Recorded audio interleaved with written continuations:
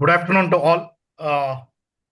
It's really extremely thankful to everybody on a Sunday afternoon between 3 p.m. to 5 p.m. approximately for 2 hours. We are attending an orientation workshop. And let me introduce to you the person who is going to do the orientation is Mr. Ajaz Kazi. Most of you would know him. He is Regional Director West 1. So with abundance experience in the industry and also been a part of ISHRAE for a long time, who knows in and out of how ISHRAE functions. So welcome you all for this webinar.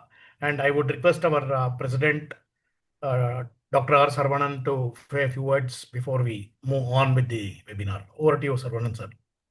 Yeah. Good evening, all. Welcome for this, the most important meeting or a webinar, which is going to tell about the society operations and how the chapter operates and what are your key responsibilities in operating your chapter. So there are few things I like to emphasize before Azaz Ghazi is taking through this orientation workshop. Okay. All of you are aware that from the current society here, and the chapter and the society is following one theme, one mission, vision. So I request all of you to adhere to this motion first in the earlier BOGs. That's the first point. The second point is I have attended 2 or 3 chapter installation program in the last week. I could say that our logo, okay, has to be placed properly without changing any color or a letter or anything. The logo has to be a logo. You have to use it as it is given in by the HQ. Okay, in some places, no, I could find the registered trademark or is missing. Okay, in some cases, the color of the logo has been changed. Okay, so I request you to all to follow the same logo which is practiced in our society operation manual. Okay, so with this, so you can maybe when Azaz is taking this orientation workshop with the permission of Azaz. Okay, so I'd like to have a better interaction. Whenever you have a doubt in the middle of this orientation program, no, you can ask him. He is able to clear the doubt. Okay, so Pankaj is there, so I'll be there. Madhukar is there. Okay, so all of you are here to clear your any doubts in the operation of the chapters. Okay, thank you. Thank you for joining on the Sunday afternoon. Over to Ajaz. Thank you. Thank you very much. And I think again, I thank you all for joining on a Sunday afternoon. And thank you, HQ team, for giving me this opportunity to do justice. I'll try and do justice. So this is a orientation for society as well as chapter operations. So most of us, when we meet after some time, sometimes the faces are blank. So it is very important that when we start our journey with complete understanding of what we are supposed to do. And I think that is the whole objective of this workshop. It has been happening. I request your full attention to this. So let me start. As doctor said, this is the logo, ISHRAE, and the full form of ISHRAE, everybody knows, Indian Society of Heating, Refrigerating and Air Conditioning Engineers. It's a registered logo, you can see R on top of it. What does ISHRAE offers to us or any member? You know, it offers, first of all, what are the values which we get? First is the recognition. Second, most important thing, and most people talk about it, is networking opportunities with other professionals, senior members of industry, and across country. And now we are going out of country, so across, you can say, globe. And once, I think in future, we'll capture the probably entire globe. Knowledge is very important, and that's one of the fundamental pillar of ISHRAE. And the name called built environment. So opportunity to gain knowledge in the built environment. ISHRAE, after has got, now I'll come back to you about, we are talking about built environment now. It is not limited to only HVAC&R space. It is going to be much wider space, much wider scope. I can give my own example of this third item, which is learning, leadership, teamwork, organizational and managerial capabilities. I think This is one of the important thing which we can learn from ISHRAE. I have been, part of ISHRAE for so many years, and I think the way I was and the way I am, I think ISHRAE has got a lot of contribution for my personality. So this is one of the important aspect what ISHRAE offers to us. A strong say involving ISHRAE's future direction. Everybody has got say, and everybody has got say to see that how ISHRAE can be evolved, how ISHRAE can be grown, and how a direction can be given. And I will talk a little bit about it little later, what ISHRAE is aspiring to do. I just spoke about built environment. Opportunity to make wonderful friends, and that is, it has no value. It is priceless. You make friends, it becomes a family. In fact, I am just in Nagpur. Right now. I think close to 10, 12 past president met over a lunch, and the bonding was fantastic. And that's how we can make friends and we grow in our life. Foremost, a feeling of pride, and that is, I think, it is my close to my heart also. Giving it back to the industry. Whatever we learn, the satisfaction once we give it back, we share our learnings, share our experience. I think that is the most important satisfaction anybody can get in their life. So these are some of the values, and there are much more benefits, apart from this, what ISHRAE offers to us. So ISHRAE was formed in 1981 by a group of small people in Delhi, and it is registered under Societies Act 21 of 1860. The founding members that time, they actually followed the theme of ISHRAE, and they thought that a similar organization which can be Indianized can be formed, and we can promote in India, and to promote the art and science of HVAC&R. That was the whole concept when the ISHRAE started.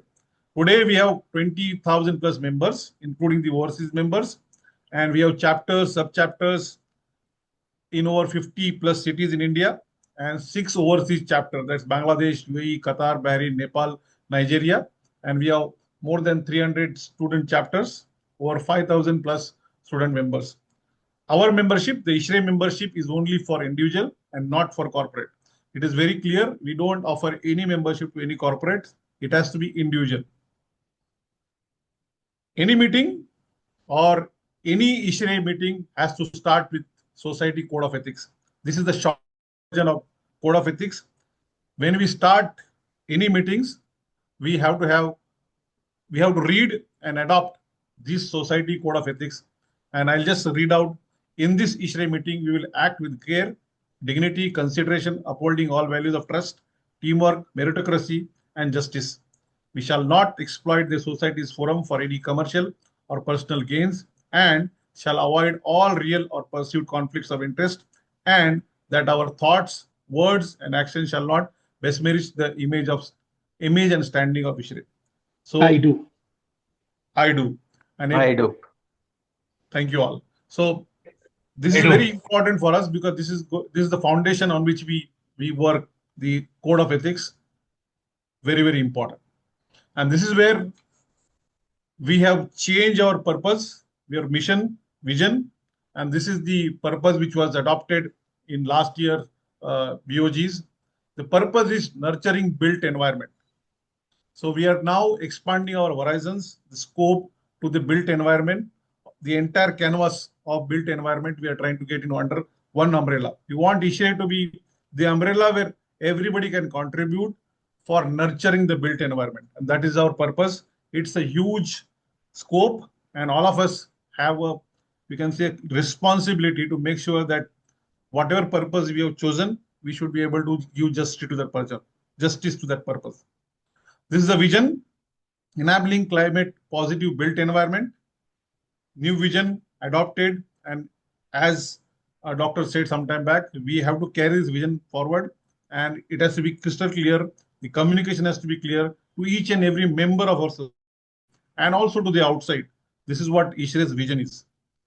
This is society's mission: global leadership and trusted knowledge partner for planet-centric HVAC&R solutions, unifying professional across industry, academia, and government by setting standards, enabling policy, creating capacity, and building resilience. This is the society's mission now. Why we call society? I think again I would reiterate. We used to call earlier, society was to get replaced by national. Now ISHRAE is going global, so it is one of the premier society in globe, you can say. This is a theme for 2026-2029. It is decided, and again it is passed through a motion that we will have a common theme across ISHRAE, and that will be there for next 3 years. So it is starting from this year. Engineering greener global built environment. This is the theme which will be there till 2029. And I request each and every chapter has to adopt this. And this has to be a consistent theme because the message has to be spread across same. We have to be on the same page. And that's what that theme is going to do. So very important. No chapter will have their own themes. This is a theme which will be continued. How ISHRAE is organized. What is the organization structure of ISHRAE? So ISHRAE has got headquarters, which is currently in Delhi. Then it has got chapters and sub-chapters. So headquarters is the central and supreme governing body of ISHRAE. It's an independent registered society run by Board of Governance. I'll come to Board of Governance a little later. The Board of Governance is the administrating, policy formulating, governing body of the society, which meets minimum twice in a year. We meet actually thrice. So minimum time which we meet is twice in a year. Overall authority of formation, dissolution, functioning of all chapters, sub-chapters, student chapters, standing committees, their subcommittees, if there are any ad hoc committees or any other task force, they are actually the entire control or authority is by headquarters on all these entities. Maintaining the liaising with associate and affiliate societies, government, institution at macro level. At overall level, we have so many other societies. We join hands with them. We liaise with government. We liaise with other institutions at macro level. That's the headquarter. And sanctions major projects and programs for chapters and sub-chapters. So major key initiatives, major, we can say, major initiatives are sanctioned at the headquarters. So this is how the ISHRAE organization is all about. For smoother and better functioning of ISHRAE, headquarter can't handle everything. That's why chapters and sub-chapters have been formed in India as well as overseas. So domestic chapters as well as international chapters, they registered as independent society at their respective locations. So each city or maybe zone or particular area, the chapters and sub-chapters are formed. Chapters are independent society, registered as society, and they are run or they are operated or functioned by a chapter working committee. Domestic sub-chapters are formed by the parent chapters. If a parent chapter wants to open another sub-chapter in their area, so they become their parent chapter, a sub-chapter is formed. They act as like a branch of that chapter. And they are not independently registered, but they have their own chapter working committee. So sub-chapters also will have their own chapter working committee. They will act like a branch of the parent chapter and they will not be registered. So they will be part of parent chapter. International sub-chapters will be directly under HQ and there is a vice president who will be liaising with them for their functioning of it. So international sub-chapters comes under HU. Now, just to give a clarity, based on the last motion, which was passed for number of members for becoming a chapter or sub-chapter, this is the total footprint in India as well as international. We have total 57 chapters and sub-chapters. You can see from North 1 to North 2, there have been changes and those changes have been adopted in this sheet. So the ones which are in bold are the chapters. The ones which are not in bold are the sub-chapters. So East, West, North, South, we have 2 regions in South and West. We call West 1, West 2, South 1, South 2. And there are 6 international locations where we have chapters and sub-chapters. Qatar and Bahrain are the chapters. Others are sub-chapters. They come directly under HQ. Hope everything is clear here. Now, what is the society structure? The society structure is elected and nominated members. So we have a board of governance, so which is go through a nomination process and then an election process. We call HQ officers, which are nothing but society president elect, the society secretary, society treasurer, and the immediate past president of society. So plus we have 4 vice presidents. They come from each zone or each region, we can say. Then we have 7 regional directors: North 1, North 2, West 1, West 2, South 1, South 2, and East. So there are 2 zones for North, East, North, West, and South, and 1 zone in East. Then we have chapter CWCs, and below chapter CWCs, we have sub-chapters. So this is how the structure is all. On the left-hand side of your screen are the standing committees. There are the chapter supports. So these are membership, program, students, K-12, youth at ISHRAE, women at ISHRAE, and we have vice chairs, below the chairs for these committees. So we have society chairs for this, and we have vice chairs for this. Now, if you have recalled last year, the youth and women were part of ad hoc committees, which are the right-hand side, bottom table. They, in last society year, we have passed a motion, and they are part of now the standing committees. On the other side of your screen, on the right-hand side of screen, we have other standing committees like advisory, technical, education, refrigeration, marketing, publication, finance, honors and awards, standards, advocacy, and nomination. This year, under the leadership of Dr. Saravanan, we have got one more ad hoc committee, or the only ad hoc committee which is now there, that is called ethics and compliance. I think just to keep the society policies, society function, society bylaws are in good standing. Then are there any compliance issues? I think to monitor and to give guidance to the entire society, this ad hoc committee is formed under the leadership of N. Chandrasekaran, and he will drive and give us a lot of inputs about ethics and compliance. This is very important committee, because since we are growing, there are chances that we might deviate from our goals or our rules. So it is very important to checkmate ourselves. We have zonal chairs, which actually support the chapters and sub-chapters, and these zonal chairs works along with the standing committees. Like we have society chair for membership, then we have society vice chair for membership, and each zone will have a zonal chair for membership. Similarly for programs from students and other things. So this is how the overall structures. Anybody has got any doubt, please raise the hand, particularly the people who are coming in new. Whole structure is there in this sheet, and you will find this is the basic structure of ISHRAE. Now, what is Board of Governance? Board of Governance comprises of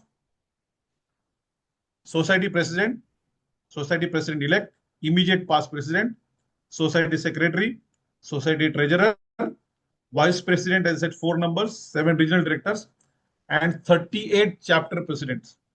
So total put together, we have got 54 voting members. These are, comprises of a board of governors. So this 54 numbers represent ISHRAE as a board of governance.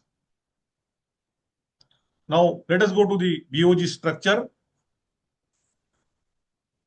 HQ officers, there are 5, and which has got a term of 1 year.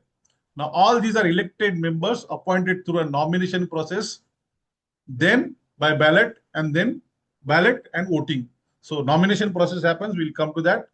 Then it goes out to the members at large, voting happens, and these are the elected members. So HQ officers 5, we got 4 vice president, which has got term of 2 years. If one VP gets elevated after serving of 1 year, it is possible. So it has got term of 2 years, 1 year if a VP gets elevated to the next position. So we had cases earlier. Regional director has got 2 years term, and all the chapter delegates got term of 1 year. Non-voting members in any motion or any decision we want to take, the non-voting members are subchapter delegates or alternates. Now, what is subchapter delegates? These are the subchapter presidents or their president-elects or whoever he nominates in his absence. And for them also, the term is 1 year. The term starts from 1st April and it ends on 31st March. So this is a BOG structure again. The 5, you can say G5, then VPs, RDs, all the chapter presidents. And if the president-elect is not available, then immediate past president can be an alternate. In case all are not available, then a secretary can be deputed for any taking such decision or part of voting. Subchapters president and subchapter past president-elects may not be invited to attend first and last, may be invited to attend first and last BOG. This is a call of society president. If you want to call for first or last, they can be invited. If any case the delegate is not attending BOG meet, then the alternate shall fill the space. So he will be the person who can vote on his behalf. If president not there, then president-elect. If both are not there, then the chapter secretary can be part of the delegate. Now, these are the roles and responsibility of society officers. Society president overall, president-elects handle the chapter operations. Immediate past presidents, exhibitions and any special projects. Treasurer, finance and accounts.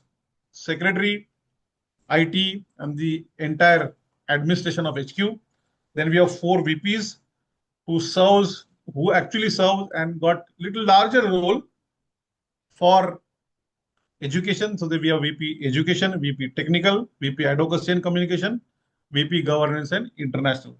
So there are 4 VPs. You will find there could be some duplication between the chair and this, but VP has a larger role. VP has a long-term vision in front of him when he deals in these subjects. It is very important. It is important for everyone, entire ISHRAE. IPP should not hold any other position, any elected officer's position or any standing committee position. And generally we follow one person, one position. That's the important aspect which we must be follow throughout the ISHRAE chapters and sub-chapters level. Let us get into the roles and responsibility of HQ officers.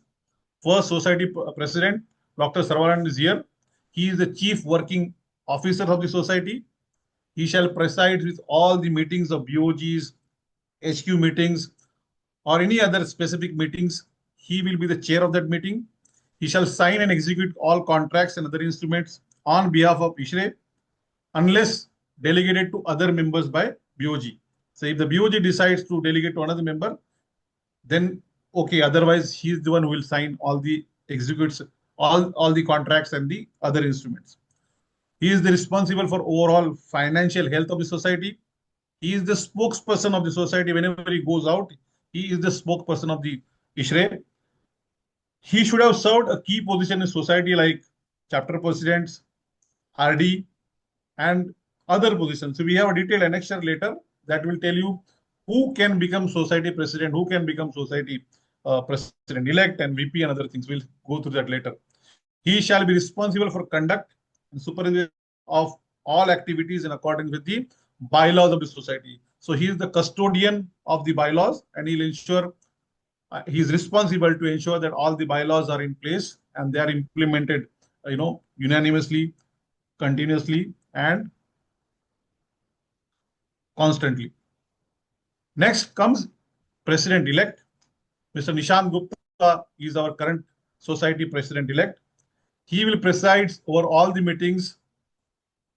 If there is an absenteeism or if society president is absent, he will preside over all the meetings and assume the responsibility if the society president is not available. Oversee all chapters and subchapter operations, shall be part of all the HQ meetings. He automatically succeeds the office of president at the expiry of the term. So He doesn't have to go to the process again since he is the president-elect. Next year, he'll become automatically the president of the society. If the society president resigns or unable to continue, society president elect takes over with a minimum term of 6 months. Else, he or she continues for another year. Society president is the chair of the current year nomination committee and must ensure timely nomination and election for the next year term. So when we talk about next year's committee, he is going to be the chair of that nomination committee, and it is his responsibility to see that nomination process gets complete on time, election is done on time, results are declared. So he is the person who is responsible for getting the next team in. Then we have immediate past president, Mr. Jayanta Kumar Das. He will again preside all the meetings if both society president and society president-elect both are absent. He will preside all the meetings. He also shall be part of all the meetings of HQ, guide, or he can mentor or guide society president on all matters because he has gone through, in his term, ensure continuity in decisions and activity. So whatever decisions or initiatives which he has taken, he will ensure that those are taken forward. He is the steering committee member of our exhibition. So he is the chair. Now there is no NSC here, but the RefCold, Cool Conclave, and the ACREX, he is going to be the, you can say, the exhibition steering committee chair. So this is his roles and responsibility. Then we have Madhukar here. He is the society secretary. You can see the number of responsibility in his name. He is the main man who will manage the entire admin. So he will act as secretary for business part for each BOG, RCC, core committee meetings. He will be one who will be managing it, organizing it. He'll prepare a society calendar, the invites, the agendas, the MOMs of all these meetings, HQ meetings, BOGs shall come through him. He will keep all the documents, communications of society, intact. Ensure that society adheres to all constitutional obligations and keep BOG appraised for any deviations. So he ensures that all the obligations are met, and if there are any deviation, he will highlight or flag off. He is basically the admin controller who supervises the office secretariat. He ensures that through the RDs, the chapter progress, the minutes, and other things are being monitored or being done. Review and respond all communication received at HQ in consultation with society president. So any external communication going out from HQ, he will review and he will be liaising with society president for those communication. Shall be responsible, as I said, for IT, admin, HQ, and any other communication. Then we have Mr. Pankaj Sareen right now, current society treasurer, responsible for money, receipt, safekeeping, disbursement of HQ funds, maintained all the financial control, compliances, budget, prepare budgets, get it approved in the first BOG meet. So all the budgets he will approve, he will get it from all the chairs and other members, and then get it approved in the BOG meet. Shall regularly keep the BOG informed about the financial condition of HQ, submission of monthly MIS, internal audit report, shall ensure that no expenses are exceeded beyond budget and approve all expenses, bills, and payment. So he will ensure that beyond that threshold of budget, no expenses are met, and he is the one who is going to approve all the expenses, bills, and payments. He shall be responsible for timely preparation of HQ audited balance sheet, paying taxes, filing returns, keep records of all assets, cash, bank balances, liaising with auditors and bankers, account, purchase, finance, commit. So he'll be basically everything which is related to money. He is the one who will deal, and money compliances and other things. Then we have 4 vice presidents.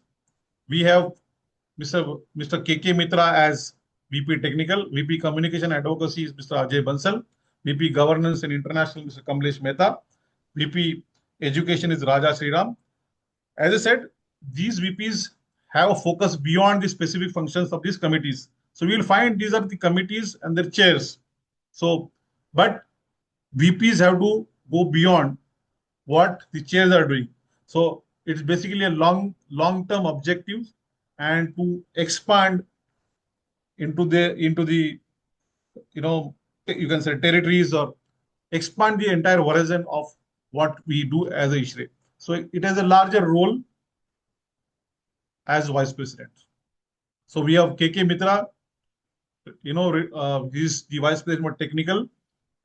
The related committees which he will oversee is technical research standards, oversee ITC, the ISHRAE technical committee, the technical groups, research standards, evolve technology goals, as I said, going beyond and making goals for ISHRAE consultation with ITC, develop RP goals with RP chairs, the research promotion, plan periodic ISHRAE industry interaction so that we know what we are doing and what industry wants, is in sync or no, identify industry needs for specific standard development.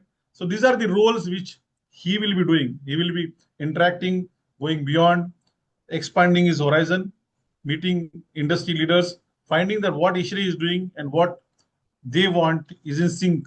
And that is the job of or role of Vice President Technical. Then we have Vice President Advocacy and Communication, Ajay Bansal. He will oversee and monitor all the advocacy endeavor of the society. He will cover all aspects of society engagement with other societies, affiliates, association, government, including the overseas associate societies. He will be, taking care of our promotion of publication, plan reprints of publishing houses, coordinate with ITC, TGs with new contents for publication. He will monitor the communication between RD and chapter, basically to drive memberships, programs. The whole objective of ISHRAE is met with this kind of activity. So he's more of a person who is going to go out, meet with associate societies, and make sure that ISHRAE's endeavor is known across internally as well as externally. Then we have Vice President International and Governance, Mr. Kamlesh Mehta. As I said earlier, the international chapters or sub-chapters are being managed or overseen by him. So related committees are membership and programs.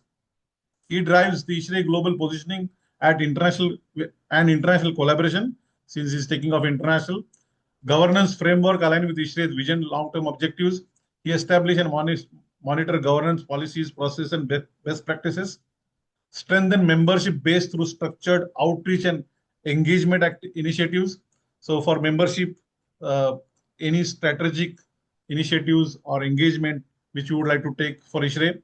Oversee planning and execution of international programs. Represent ISHRAE in international forums. So any interaction happening out of India, he will be the person who will be representing ISHRAE there. Then we have Vice President Education, Raja Sriram. The related committees are IEC and ICP. Everybody is aware of IEC and ICP. He will oversee and monitor the education and certification related activities of IEC and ICP, periodic review, and again, interaction with industry to create awareness about what ISHRAE offers. And if there is a gap, how do we fill that gap? So this is what is the role of Vice President Education. Then we have 7 regional directors. These are the most important people who actually ensures the chapter performance renders services to their membership. Why we are all here? We are here to serve the members. And it is the duty of RDs to ensure that all the chapters, they consistently deliver the services to our members.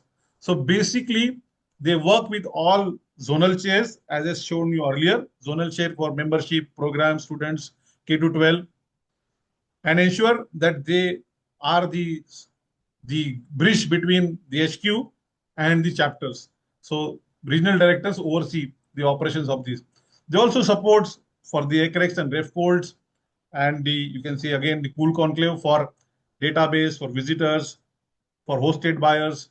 So they chapters and make sure that the support comes, because it's ISHRAE's event, right? Approval of cafe points is run through RDs. Verification of HNA nomination forms, again, they come through RDs. They actually initiated by chapters come to approval to RDs. It is very important now, and you can see it's in red here, identification of future leadership for at chapter level, so that there is no dearth of leadership in chapters. So continuity remains good, so that the chapter grows, right? Ensure nomination process is done at chapter level in time, meeting all the our rules. Ensure CWC meetings are on track, and he is, as I said, is liaison between the chapter and the HQ. He will visit these chapters. He will join the CWC meetings. He can organize on calls, online calls, with zonal chairs. So he will make sure that chapters are run, and he becomes an enabler. It is not the policing. He becomes an enabler to chapters, so that chapter perform and deliver the services. So that is the role of regional director. We have 7 regional directors. North 1, Ravi Shankar Kumar. North 2, Dhanasekaran Radhakrishnan. North East, Amrendra Goswami. West 1, I am taking care. Regional director 2, West 2 is Mitul Shah. South 1 is Ilanga 1, and South 2 is Anand Babu Rao. Then we have society chairs, society committee chairs. As I said, all these standing committees. So respective committee will have a chair. They will, in the first core committee meeting, they will lay down their vision, their MBOs, management by objectives, for the committee, what they are going to do, right? They will formulate strategies and actions, appoint subcommittees, review their progress. They will organize regular call to see that everything is going as per the plan or no. And they will also give the budget, and with the help of society president and society treasurer, they will ensure the compliance about it. So society committee chair has a wider role. Society vice chair, if the chair is not available, he takes over. He will assist the society chair in formulating of strategies and action plan, and he will also one who will assist in implementation of all these strategies, initiatives, action plans on the ground. Then we have zonal chairs who supports the society chairs. So they assist chapter chairs in the region to achieve their MBOs. Each chapter will have their own MBOs. For a particular MBO of suppose membership or a program, zonal chair will assist chapter and become an enabler to see that their MBOs are met. Zonal chair is one who knows that aspect, the respective aspect, so that he can train and support the chapter chairs, because each chapter will also have chairs. Formulate regional policies and action plans, report region progress to society chair and society vice chair. He will closely work with RDs. So the zonal chairs are actually the arms and wings of the RDs. So they work with RDs. They have zonal WhatsApp groups. You must have got it now from all the zonal chairs. Organize monthly calls. It is very important, and I think that was missing for last couple of years. The zonal chairs should be visible and available to chapter for their supports, chapter chairs as well as chapter presidents. They will be able to share good practices, because a zone in one part of the country is doing great. Probably he knows through his zonal chair, so he can get that best practices implemented in other zones. So that's the whole beauty about this zonal chair, and they will do a great job. So volunteers do not necessarily have the time, they just have the heart. It's all about passion. Time will come automatically. So everybody who has joined ISHRAE knows the time is very, very important, and it's only that passion which drives us. So I'll stop here before I proceed. If there are any chat box, 4 or 5.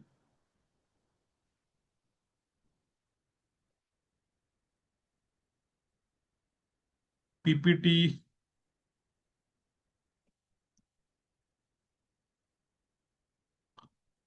Okay, anybody's got any point? Just I like to have 2 points. Yes, sir. Okay. So one is on the term of VPs. Okay. So once the VP is got selected for treasurer or secretary, his term is only 1 year. Yes. But if any other VP, the society nomination committee can extend the term of the VP by 1 more year. Okay. In some cases, the VPs can be for 3-year term. In some cases. Okay. Okay. So that is the one thing. And also the VP role gets changed every year so that they know all the functioning of the societies. Okay. Okay. So just Yeah, these two I want. to clarify, Yeah. if the VP has got 2 years term, if he gets elevated to national secretary or national treasurer, his terms might remain for 1 year. But the VP term of 2 years can also be extended in certain cases, specific cases, to 1 more year. Yes. That depends upon the nomination committee. Yeah, it all depends on nomination. Yes.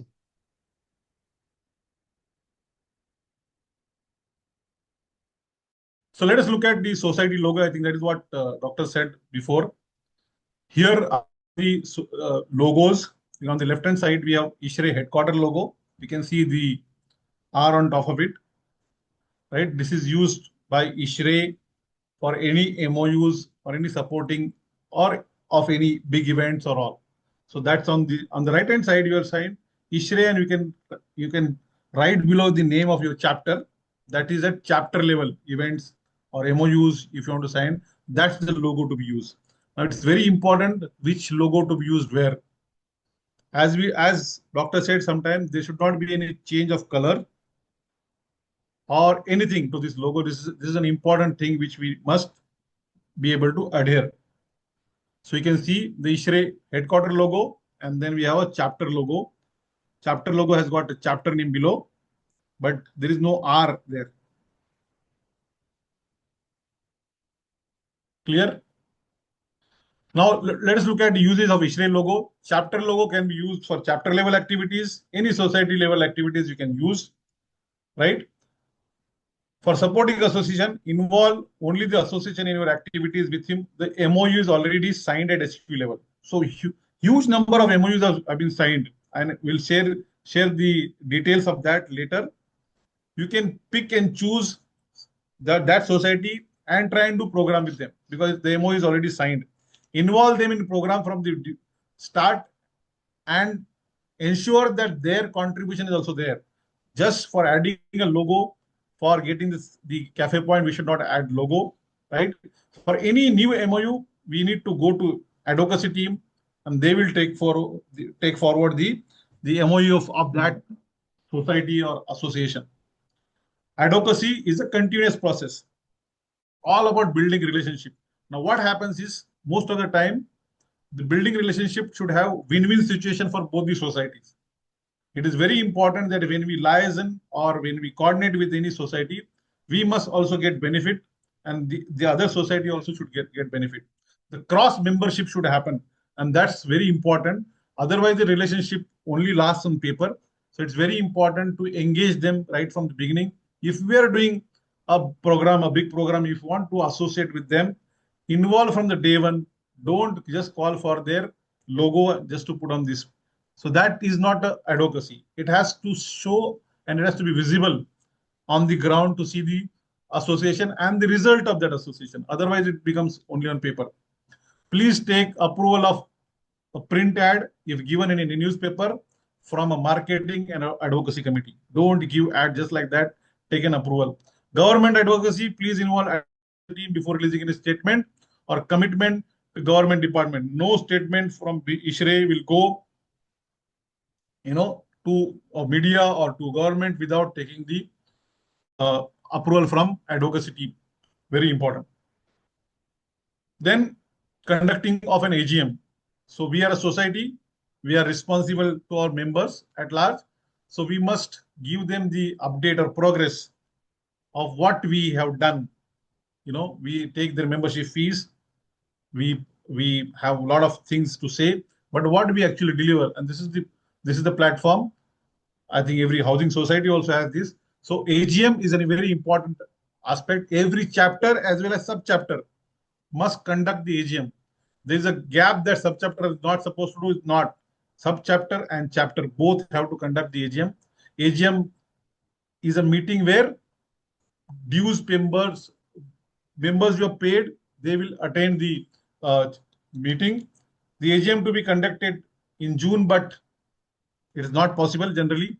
So August 15th is the last date of conducting any AGM.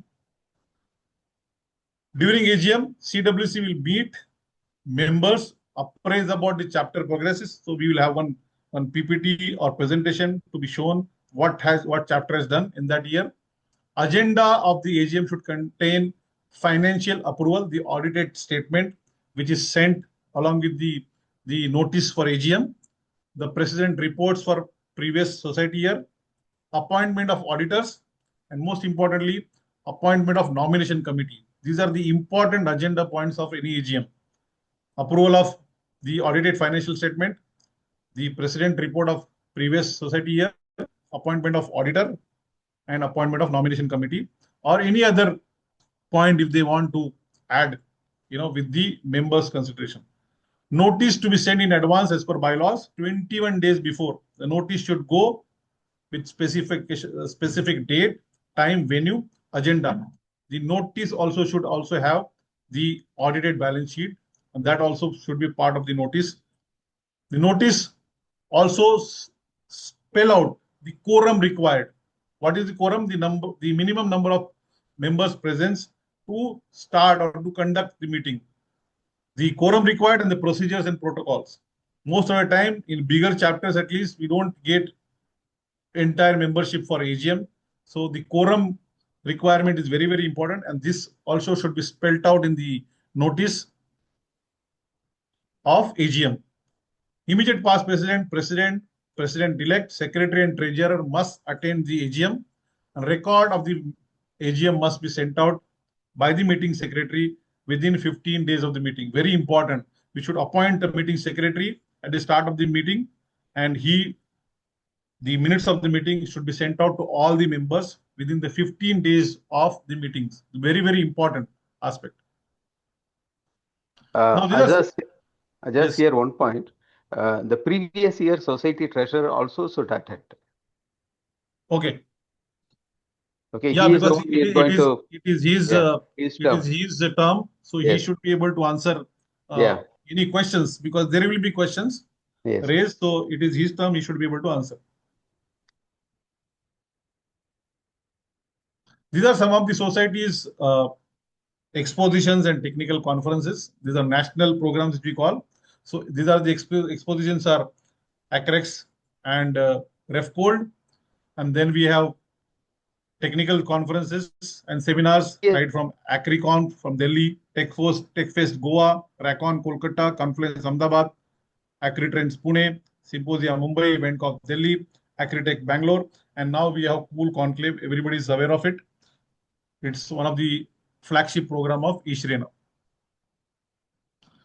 These are society meetings, BOGs, which I said, minimum thrice in a year at various locations. These are the meetings which are hosted. HQ contributes to 5 lakhs for conducting an AGM. So if a chapter wants to conduct an AGM, HQ will give maximum 5 lakh rupees. It's BOG. It's BOG. Yeah, BOG. Sorry. It's for BOG. And the rest of the expenses shall be borne by either a chapter or sub-chapter, except for the traveling and stay of the delegates. All travel expenses for delegates, alternates, other invites shall be borne by the respective chapters, sub-chapters. The chapters who are traveling, they will be taking care of their expenses as per the HQ travel policy is already in place. So they will have to follow this. So society BOG, the venue and date should be decided in the last meeting. So this year, the society BOG meeting the dates are already decided. The venue is already decided. For the next BOG, the venue and the date will be decided in that meeting, so that all the members can book their calendars. Society secretary must send the detailed agenda of the meeting, including the timelines. Society BOG helps. Just this year, the entire calendar is already out. the first BOG is going to be in Hyderabad. Hyderabad. The second BOG is going to be along with Refcold in Pune, and the third BOG, as usual, will be along with HVAC&R. Yeah. So So generally, third BOG happens along with the HVAC&R. So this time the second BOG also is decided. It will be along with Refcold in Refcold. Pune. Society BOG helps board members to review progress of various projects, plans, and growth of the society. So this is the place where we brainstorm a lot of agendas. We pass motions. We'll come to that later. Society BOG meeting, who attends? The SQ officers, the society VPs and RDs, presidents of all chapters. Each chapter shall depute an alternate of the meeting, mostly the president elects, or if both of them are not available, the secretary, or they have to communicate a name, right? Chairs of membership program students K to 12 shall attend as special invitees. As I said earlier, in the first and last BOG, sub-chapter president and president-elect may be invited to attend, but do not have the voting rights, right? Society, the special invitees society president can call for some special invitees, and he will decide whom to call for that BOG. The special invitees who are being called will not participate in any voting process of motion. They will be special invitees. They will not have any voting right. So agenda is prepared and sent out before. Motions, chapter interested to submit motion must send their motions in proper format in advance to society secretary. Society secretary may not permit introduction of any motion unless it has his or her prior approval. So you cannot just come and start motion in BOG. It has to go to society secretary, and after his permission, it can be allowed. Then we have RCCs. These are the local, you can say zonal meetings. These are the meetings of chapters and sub-chapters in a region. So we have, as I said, West has got 2 regions. So we have West RCC, North has got 2 regions, North RCC. So these RCCs are called by order by the regional directors, and they meet along with the chapter and sub-chapter presidents. The voting members of RCC shall be chapter and sub-chapter delegates. If they're not there, the alternate has to fill their place. In addition, RCC shall be attended by zonal chairs, very important. In absence of them, either a national vice chair. If national vice chair also is not there, the national chair can attend. As of now, one HQ officer is supposed to attend the RCC. So RCC will be attended by zonal chairs, regional directors, chapter, sub-chapter delegates, and one HQ officer. The entire RCC shall be conducted by RD.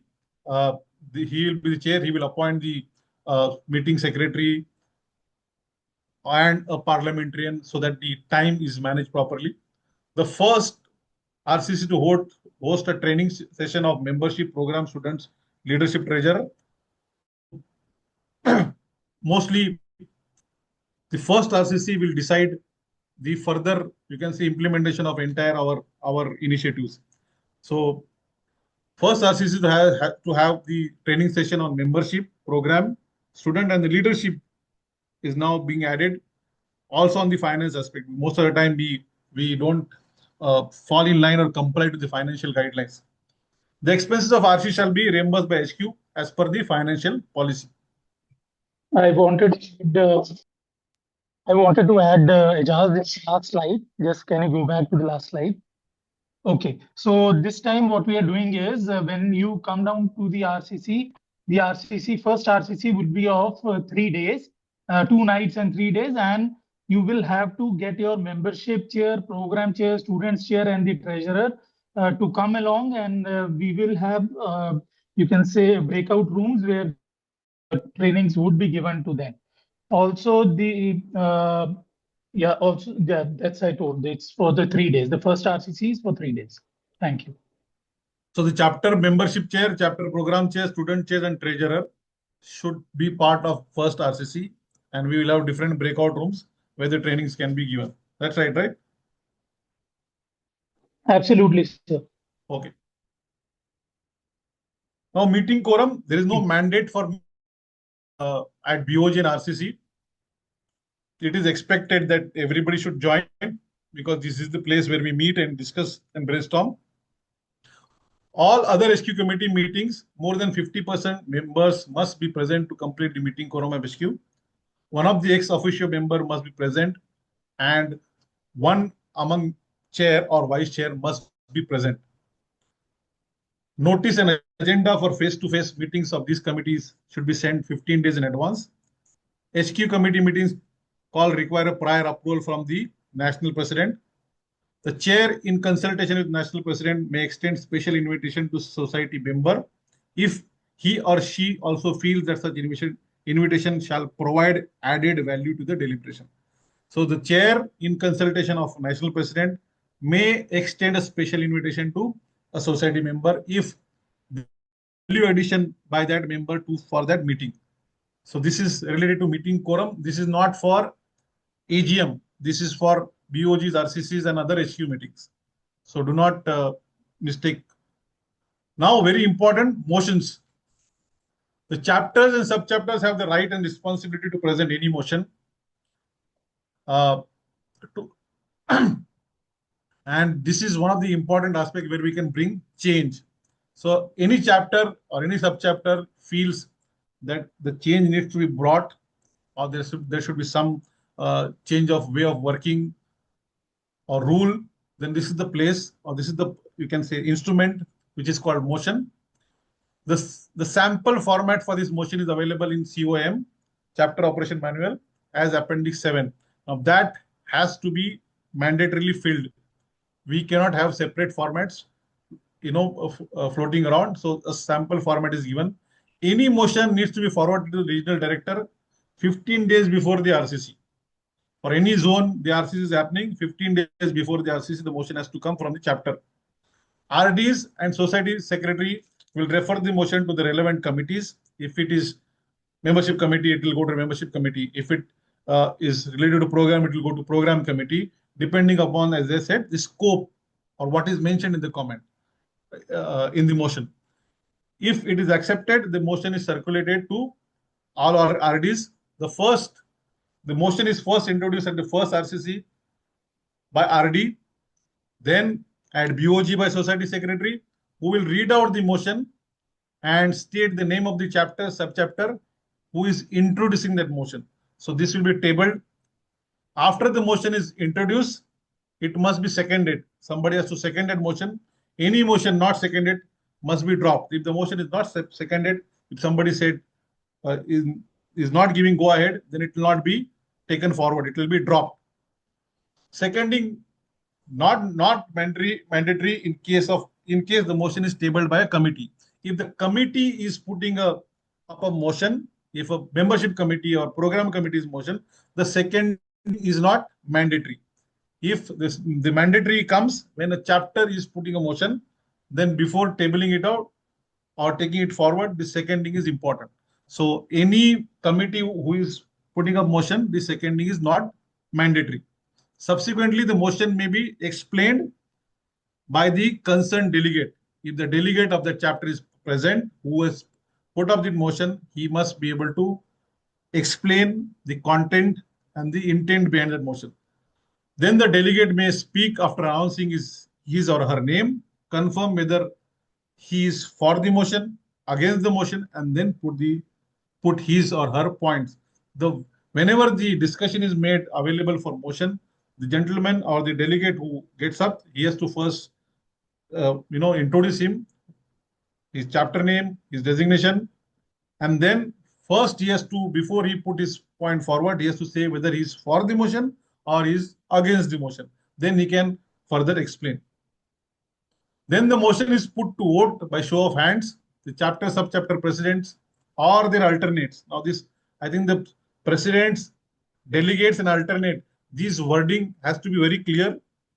I've been talking it from long time now. May vote in the RCCs. At the RCC, the chair and the RD shall not participate in voting process. In case of tie, there shall be no casting vote. So if the tie happens, it will remain as tie. There will not be any casting vote by RDs or chairs who are present in the RCC. A simple majority of one will carry or defeat the motion. except in case of constitutional amendments where 2/3 majority is required. Generally, a simple, you can say, majority will either carry the motion forward or it will get defeated. But in case of there are any constitutional amendments which are required in our constitution, then that motion needs to be having majority of 2/3.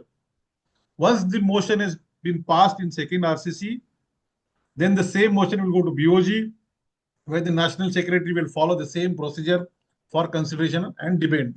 The process remains same. In the It BOG, is two RCCs. It is two RCCs. It is Yeah. not second. It is two RCCs. yeah, once the motion has passed in two RCCs, the same will go in BOG for further discussion, and the same procedure of tabling the motion. Person, who has put the motion, he will explain the motion, and then the seconding, then for motion, against motion, explanation, voting. That same process will follow again. So the motion has to pass in two RCCs. In the BOG, only the chapter presidents. In the BOG, not in RCC, the chapter presidents, RDs, VPs, HQ officer can vote. The chair, the society president will vote only if there is a tie. So his vote can be then as a casting vote. Otherwise, he will not vote. All motions put forth by chapters should be discussed with their CWCs and approved by chapter and subchapter. This is very important because generally one person feels that he wants to bring some change and he only puts up motion. It is very important that motion should be discussed. Any motion coming from other chapters and coming in for RCC also must be discussed, and the president or delegate who is coming for the RCC should carry the approval or non-approval of his CWC to the RCC. His vote is not his personal vote. His vote is the chapter vote. So it is very important that motion should be discussed with the CWCs. Their concurrence have to be taken, and then the chapter president can only represent. It should not be in a personal this thing that he is against or he is for the motions. Very important. All the motions should be discussed before the RCCs and discussed thoroughly with the CWCs. RDs and society secretary may consult amongst themselves or HQ officers or even seek opinion of advisory committee before forwarding the motion. So ISHRAE has got advisory committee. You must have seen those ad hoc committees. In some cases, we may have to go to them for getting their opinion on the motion. Now, let us go to the membership grades. Everybody is aware of it. We have got full member, associate member, affiliate member, honorary member, overseas member, and life member. These are the prerequisites for these membership grades. The full member should have engineering degree, 2 years of work experience, associate member, engineering degree or diploma or ITI. And then we'll have associate member will get upgraded member on completion of 2 years of membership if he's got degree or engineering degree, completion of 5 years of membership if he's got diploma, completion of 8 years of membership if he's got ITI, and approval of a CWC. So affiliate member, no formal qualification is in engineering required, but he should be part of the industry. Right now, he should be part of the built environment, right? And affiliate member will get upgraded to associate member after completion of 5 years and in continuous good standing. So there should not be any break. He should be there for 5 years in continuous good standing. Obviously, we need approval of this CWCs. Then we have honorary member, a person of emeritus, a person of eminence, like we had Manohar Parrikar in Goa earlier, or person who has got an outstanding distinction whose member shall add to the society. So if he becomes member, it will be an added advantage to society. Then we have overseas member who lives in outside India may apply to this category. This category also can include Indians working overseas. Overseas members can view their e-journal in their profile. Members shall download their membership certificate and card. So this is for overseas member. Life member, this is not applicable now. However, people who have already got life member before, they will have to pay a sustenance fee of similar to a renewal fee after every 3 years. So there is no new life memberships being offered. People who are given life membership, they have to pay sustenance of 3 years as a renewal fee. So they extend their membership. After their age of 75 years, sustenance fee is not applicable to a life member. This is very important. After their age of 75 years, sustenance fee is not applicable to a life member. So this is an important aspect. Now, let us go to chapter and subchapter working committee. Without volunteer, we would be a nation without a soul. So we are the ones who are the soul of nation and soul of ISHRAE. Yeah, just there is one hand raised. Sugandha. Go ahead.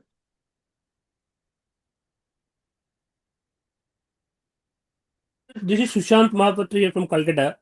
Yes, Sushant. Sir, regarding this overseas member, if somebody Indian is staying abroad and he want to part of the regional chapter, then how it is possible? Then again, the same area, maybe we have our international chapter. So can he be added as our chapter member? No, if he is there in our own chapter, there he'll be part of that chapter. Now, Okay. there are people who are from US and other places also are part of our overseas member, where we don't have chapter. Okay. So Sushant, sir, I Yeah. just want to say that whenever a person becomes a member, he becomes a member of the society. Yes. Then Okay. society gives the chapter funds to serve the member. So when the Okay. member is out of your reach, so he's the member of the society basically. So chapter cannot serve him when he's Okay. outside. So that's the reason. Okay. Thank you, sir. Okay, let us go to subchapter formation. There has been a change here based on last year's motion, last society year motion. So for a subchapter, minimum members required is 50. Earlier it was 20. Membership of new subchapter should have members representative of different segment of industry. It cannot be one industry, 150 industry from one industry representing 50 members. The new subchapter shall be called as ISHRAE, the location of the name of the city subchapter. RD along with sponsoring chapter president, that is the parent chapter, and the membership chair play a crucial role in formation of a new subchapter. So detailed procedure is given in chapter operation manual. So RD membership chair and the chapter president who wants to make another subchapter, they are the one who actually play a major role. A petition, again the appendix 10, the petition form which is given there, completed by sponsoring chapter president, duly signed by new subchapter president and RD, with signed list of 50 members to be forwarded to society secretary at HQ through RD. So the form along with the signature of the parent chapter president, the new subchapter president, the RD, and the list of 50 members should go to society secretary through an RD. After a formal approval by board, the charter shall be prepared. So once the board gives an approval, then the charter can be prepared and the new subchapter can be formed. Now, upgradation to a chapter from a subchapter to chapter. So subchapter must have performed well for a minimum of 2 full completed society years. So 2 society years they should complete. Subchapter should have minimum 100. Now it was earlier 50. It is 100 paid members. Subchapter must have annual revenue of 10 lakhs from all activities. Subchapter should have accumulated bank balance of FD of 55 lakhs, 5 lakhs at the time of upgrade application. Clear chain of demonstrated leadership for next 3 years. So next 3 years, the leadership needs to be identified. Upgrade shall have the sanction of RD, and petition, which is there as a part of Appendix 11, need to be submitted and approved at the next society BOG. So the next BOG happens, the approval happens for the upgradation of chapter, subchapter to a chapter. International chapters, first, the international chapter will be formed as a subchapter. The written petition is signed by the members and the society vice president. Minimum member required, it will be same 100 or 50. Subchapter and chapter could be considered only in countries which have reasonable good diplomatic relationship with India, which is very important. So This can be only formed where we have good diplomatic relationship with India.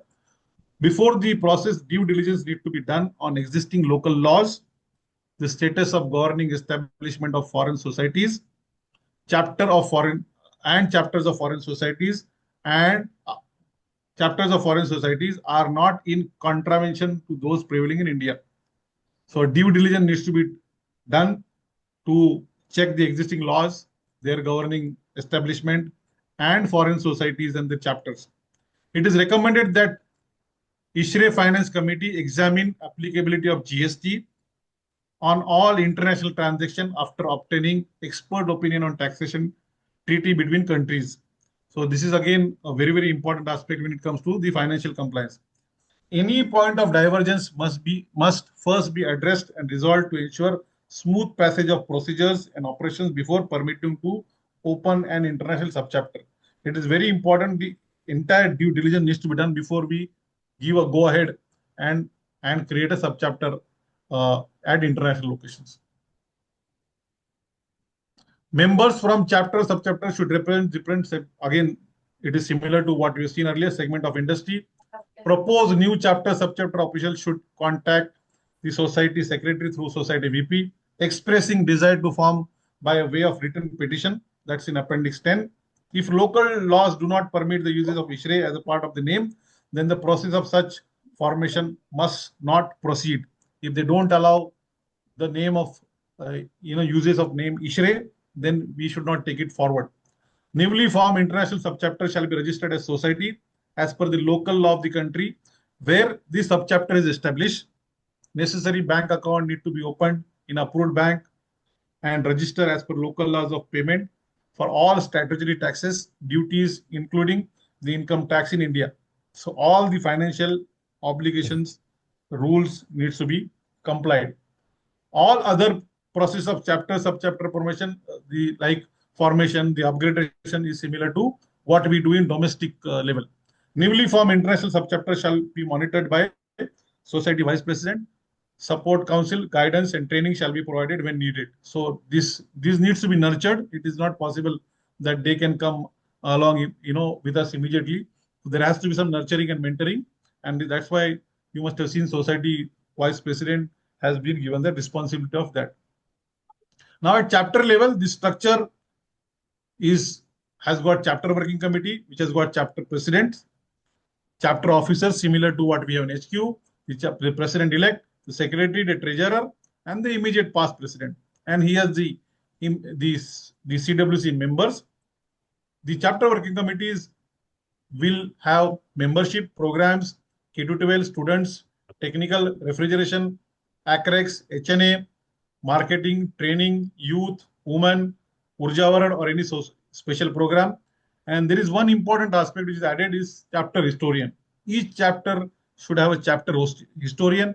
Preferably, he should be the past president who has got all the history of chapters with him. So he should be as a part of chapter working committee. Now, chapter working committee also has student chapters. They are driven by student chairs. So each chapters may have whatever in their region, 5, 10, 12, those chapters will be part of the chapter working committee.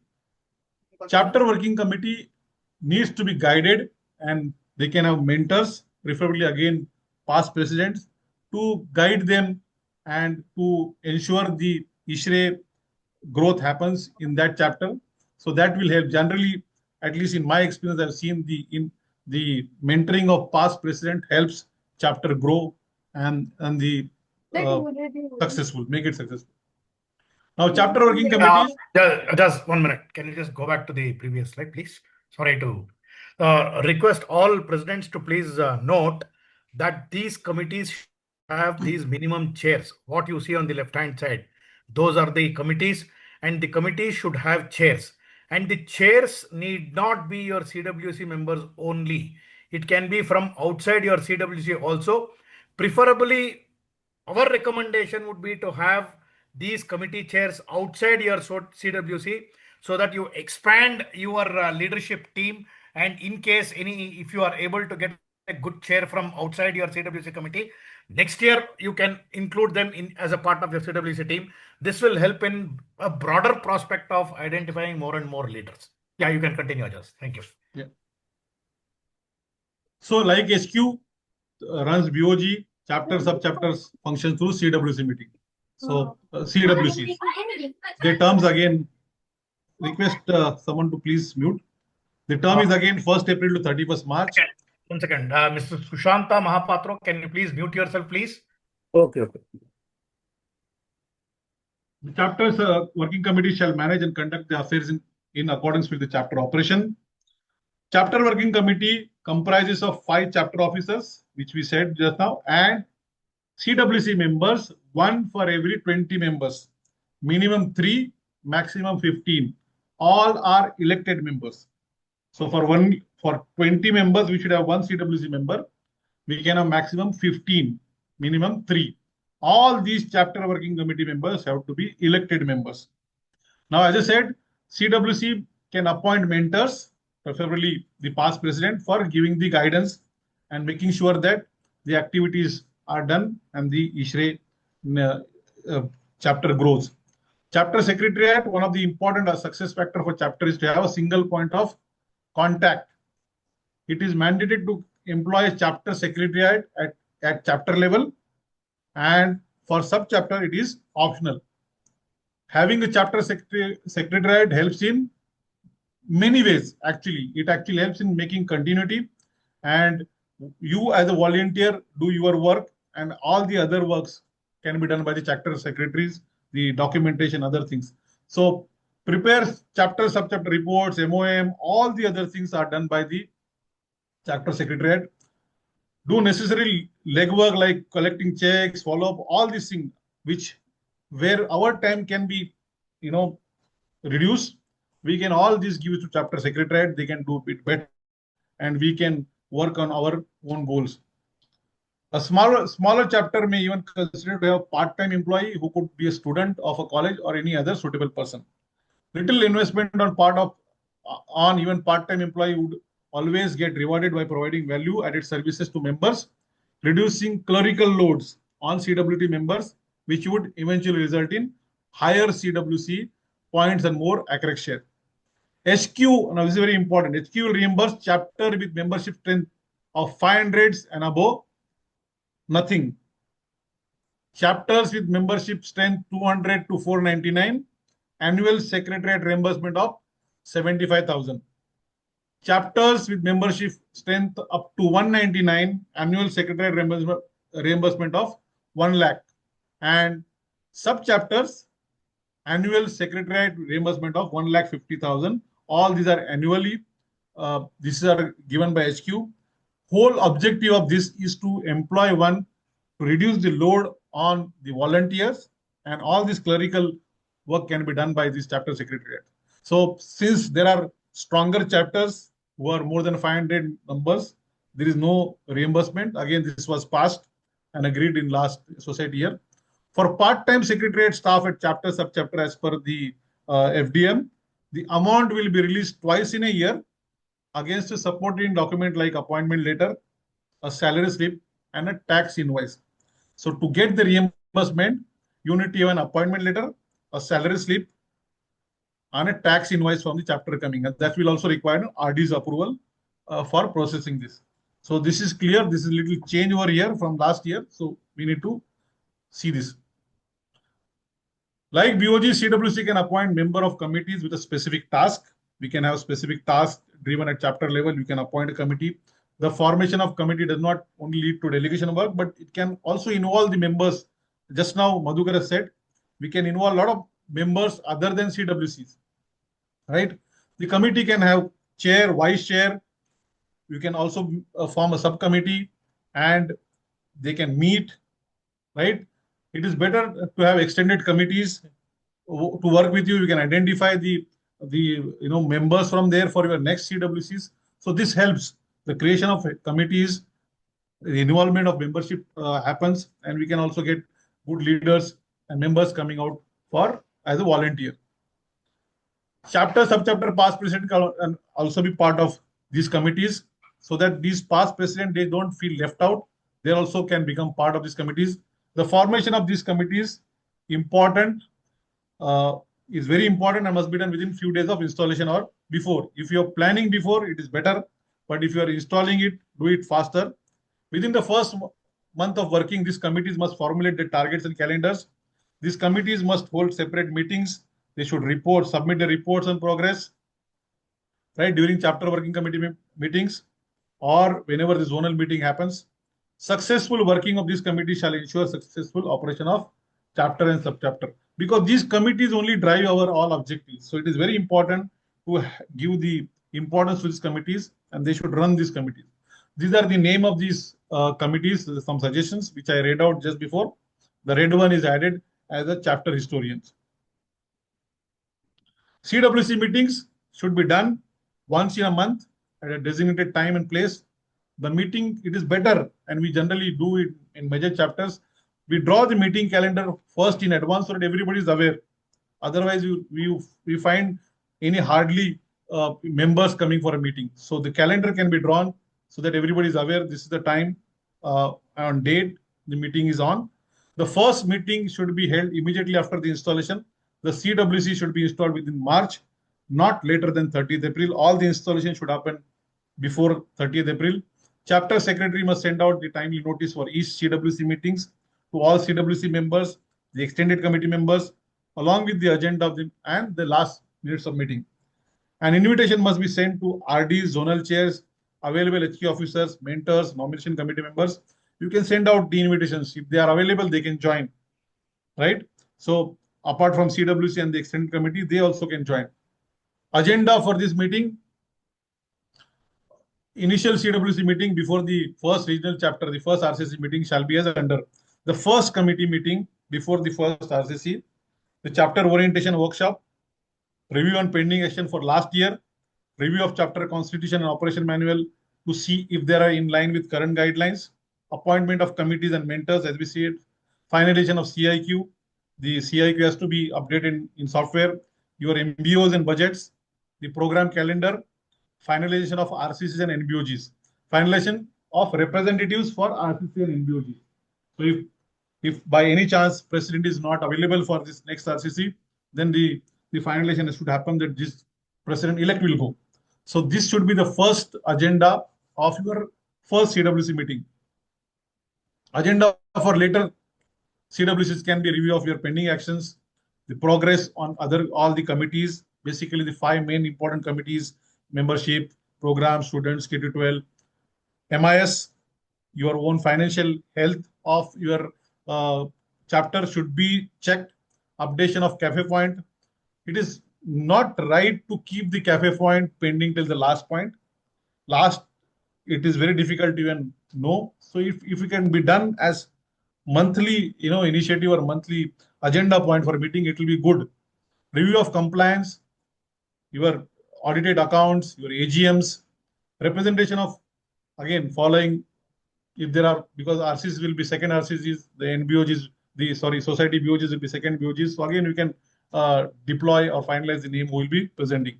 Again, the minutes should be compiled, circulated, and they should be concise. The action point should be assigned. The name and the responsible person should be assigned. When we go for the next meeting, these minutes of meeting should be available to you, and you must go through quickly to see the open points and take it forward. Society financial guidelines for chapter and subchapters. All chapters must need to apply for PAN, TAN, and GST numbers. International chapter needs to apply or comply with the local rules because they will have their own rules.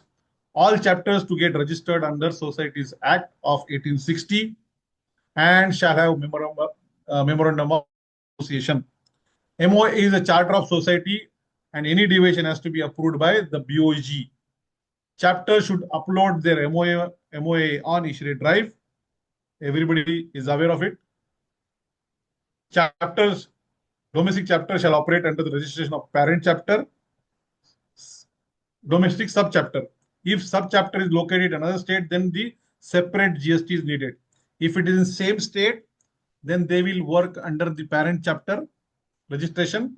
If there are 2 different states, then the separate GST is required. If the sub-chapter is another state and the parent chapter is another state, then separate GST is required for that sub-chapter. Other than SQ and chapters, no other entity shall have any independent registration.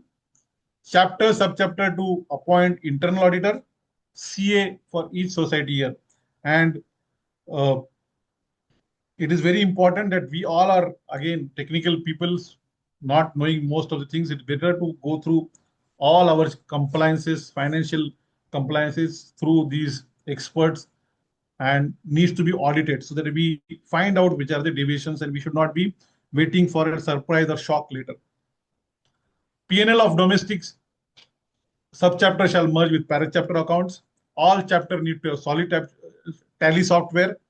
Chapter financial shall be monitored by HQ. Society budget 20% of salary. That should be the society budget. 20% should be towards salary. 20% should be towards administration. 20% towards travel. 20% for the technical and balance should be for the contingency. This should be the budget. Each SBOG shall. Just a point in the previous slide. Okay, so just as a reminder for all the sub-chapter president. So please make sure that your bank account name has to be changed before 30th of April. Okay, so I know that many chapters, they are not do it in the past, but make sure that you are holding your bank account and they change to your new team.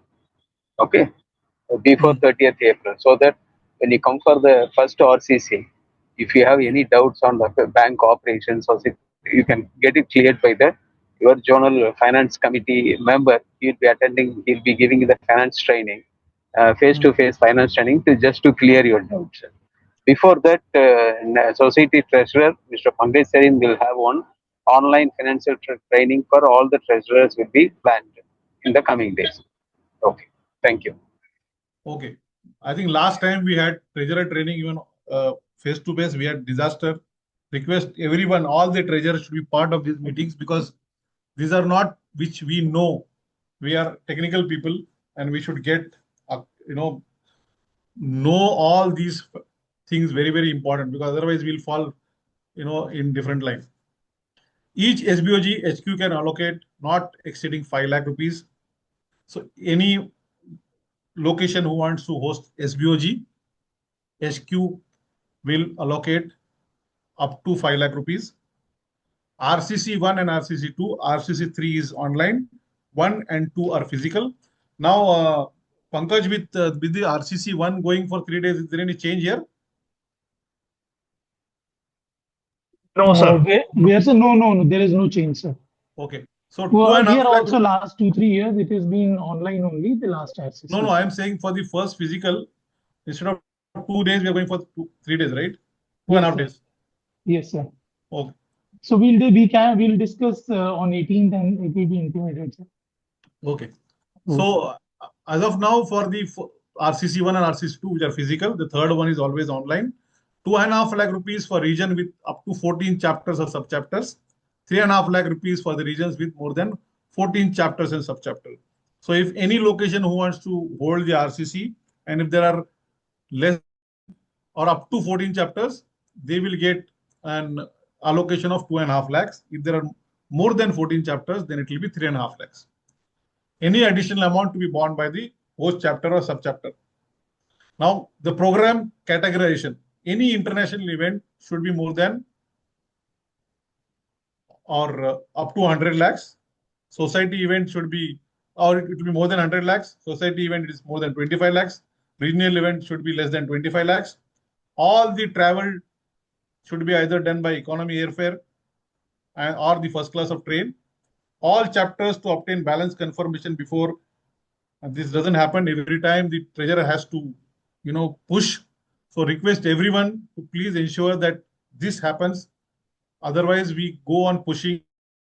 Every RD is under fire. Everybody is under fire. Request everyone to follow this financial guidelines very category. And that is why the importance of society secretariat at your chapter level is very, very important. Now, these are the financial contribution to HQ.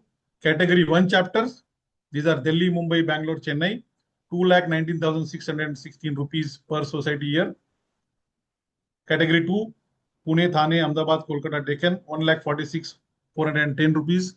Category 3, and the subchapters, 73,206 rupees.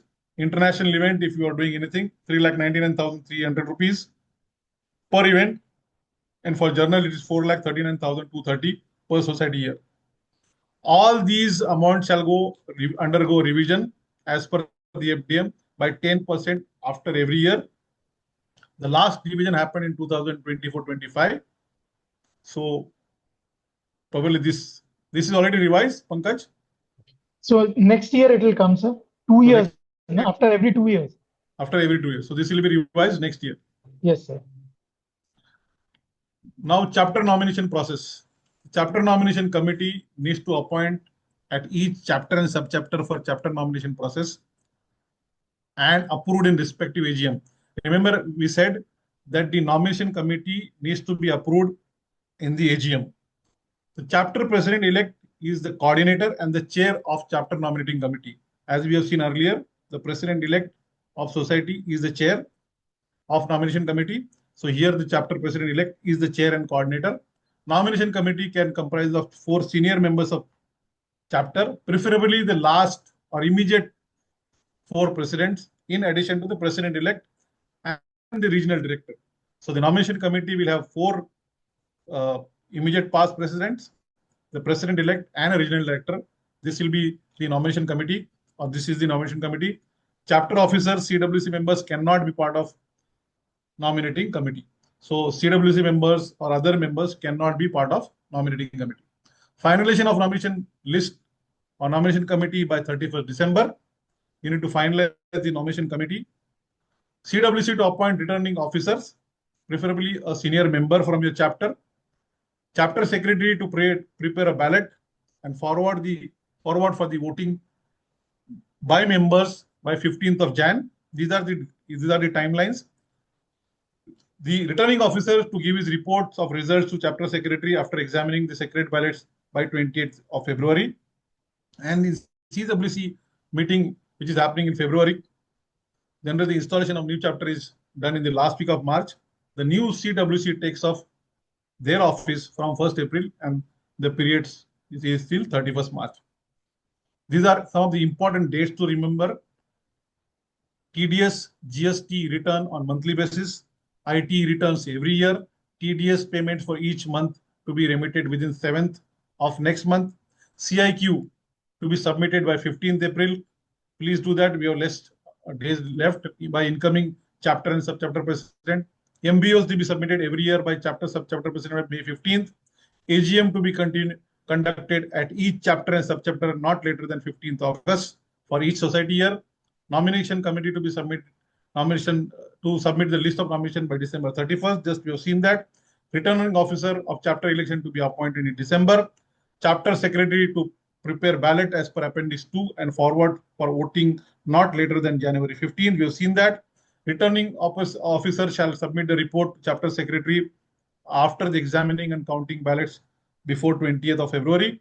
CWC during February meeting to plan installation ceremony for new CWC to be done in the last week of March. New CWC takes off from April 1. March CWC meeting shall be the last meeting. At this meeting, the chapter president shall formally dissolve the existing CWC and the new CWC will take it. These are some of the important days where we can plan our events, our programs, or technical contents, or technical broadcast, whatever you say, which we should note. We can circulate that later.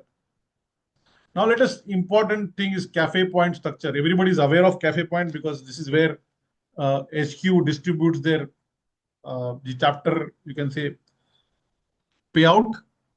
So this is a tool to measure the chapter performance. That's the first objective of why cafe points have been introduced. Cafe points are used for distribution of ACREC share, the surplus, the variable portion to chapters and subchapters. So whatever surplus which remains, that gets circulated based on these cafe point. So it's a tool to measure performance and to also get that distribution. Points are used as one of the important criteria by society president, even in finalizing the presidential awards. The presidential awards will also have a say of cafe point when he decides those. Cafe points are now 100% online. Chapter needs to update few points directly on the software. Other points are calculated auto form. The software and inserted manually by HQ. It also acts as a guideline reminder that to adhere statutory constitutional compliance within necessary time frame. So it doesn't have only the program and other thing, it has got a lot of things. We'll see that. Should be used as motivation tool to excel. So this is the one tool which helps us to be on the race.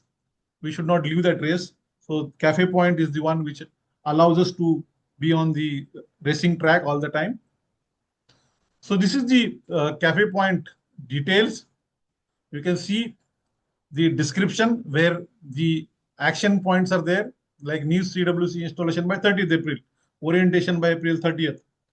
We have got that instance can happen only once. So it is maximum limit, there is one. Now there are different points for chapter and subchapters. So for chapter points, we have got 20 in this first. For subchapter also 20. A maximum a chapter can get is a simple multiplication of maximum instances versus the points which is given to them. So 20 point maximum chapter can get, 20 subchapters can get. Now you can see that there are differences in some places, like you can see for item number 8 for operational ISHRAE office, it is also same. So overall you can see for this section number A, a maximum point chapter can get is 750, but what maximum subchapter can get is 970. So there is a leeway given to chapters, subchapters for getting the maximum points. You can see some of the points, like publication of stock update on software portal by April 30th. The maximum point chapter can get it 10, but subchapter can get 100. So you can say percentage of chapter point maximum which can get is 5.71 about out of the total points, and 6.17 for subchapter.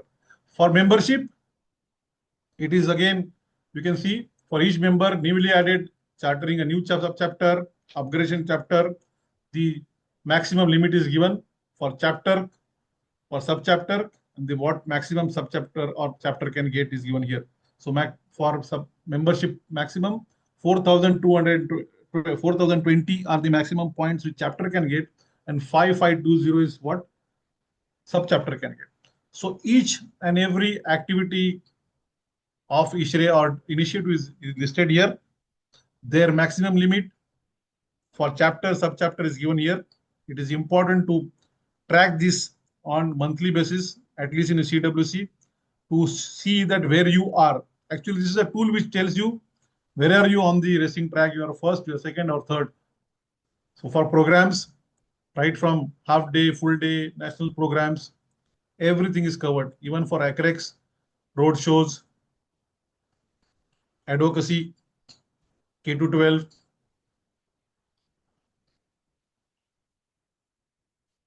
So these are the cafe points. Maximum total points available is 13,140 for chapter and 15,725 for subchapters.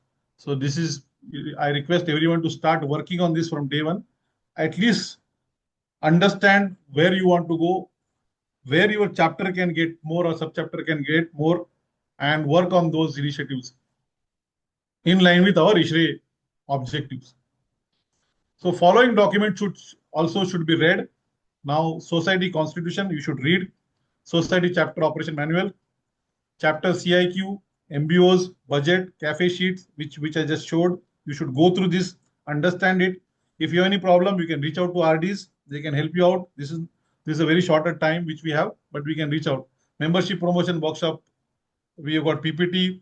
Programs workshop, we got PPT. List of DLs, student workshop, advocacy, honors and awards, research manual. Last year we had a disaster. We had very limited entries for HNA. We must increase. It's a recognition for our work, our efforts, list of ISHRAE publication. These are some of the reference pages from COM. Clarity on who should attend BOG meetings. The page numbers are given here. Society financial guidelines, international included. Page numbers are given here. ACREX financial guidelines, REFPOL financial guidelines, membership fee data, students member fee, chapter contribution for commercial activities. This is amended now. Chapter added on guidelines for formation of international subchapter chapter. These are the some of the pages you can refer and quickly go through. HQ nomination process. HQ nomination to the nomination to each society position shall be based form of nomination received from membership.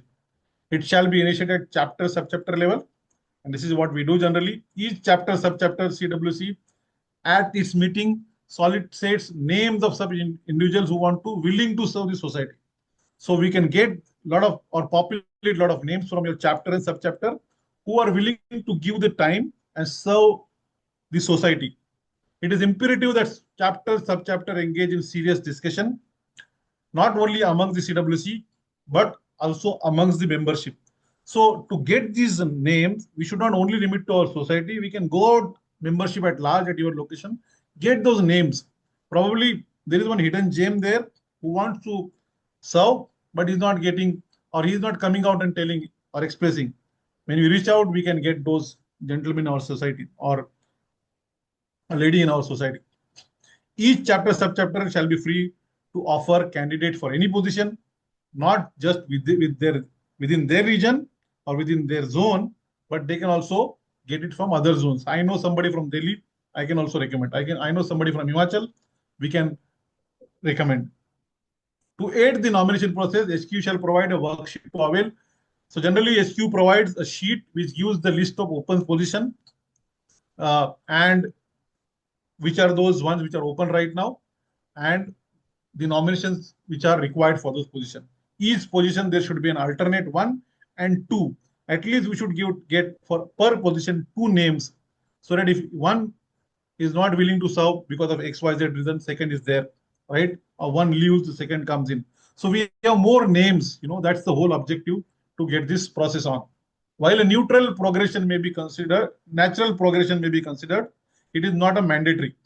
The chapter, subchapter are expected to obtain written confirmation. It is very important. A person who is willing to serve society, we should get their biodata, their photo, and a written consent that he is willing to serve the society. The chapter, subchapter must ensure that person is being proposed as a member of society in good standing. It should not happen that his membership is expired or his membership is about to expire. He should be a member who is good in standing in our society. Those names only should come. There is a caucus meeting. The caucus meeting is, the attendees are society president-elect. He attends, generally it happens in the second RCC, but he cannot vote. The chapter and subchapter president and president-elects, 2 per chapter, but only one can vote. So chapter and subchapter president-elects, only one vote is taken. Regional director can vote and nominate. So these are the attendees of caucus meeting which happens in RCCs. Second RCC is what this caucus meeting happens, where the names are discussed. The chapter subchapter take forward the recommendation for regional zonal discussion at their caucus meeting scheduled at part of second RCC. As I said, they will come there along with their names. All the recommendations shall be tabled in this meeting, discussed as deemed necessary. In case of the nominees, if the nominee is present in the meeting, he should be requested to vacate the room whenever we are going to discuss about it. So if the nominee person whom we are proposing, if he's part of the meeting, allowed to vacate the room before we go on discussing. No minutes, no recording, and no one is allowed inside the hall. No one else. This is a strictly confidential meeting. This information should not go out of this meeting. I would like to add, Jaz, 2 Yeah. points that and the president-elect, they sit down in the meeting as part of the caucus meeting, but only one of the 2 is Can allowed to vote. The chapter has, or the subchapter has only 1 vote, first thing. And the second thing is, when this president or the president-elect, they come down for the caucus meeting, they are the representative of the chapter or their CWC. President does not have a voice. It is the voice of the CWC which he brings to caucus committee and then he votes there. Yeah, as I said, for the motion, the same is applicable here. Absolutely. For the motion, as I said, it is not the president who comes in, he is the representative of that chapter. So the decision may not be favoring him, but the decision of the committee or chapter. Anything else, sir? Okay, so there are no, sir.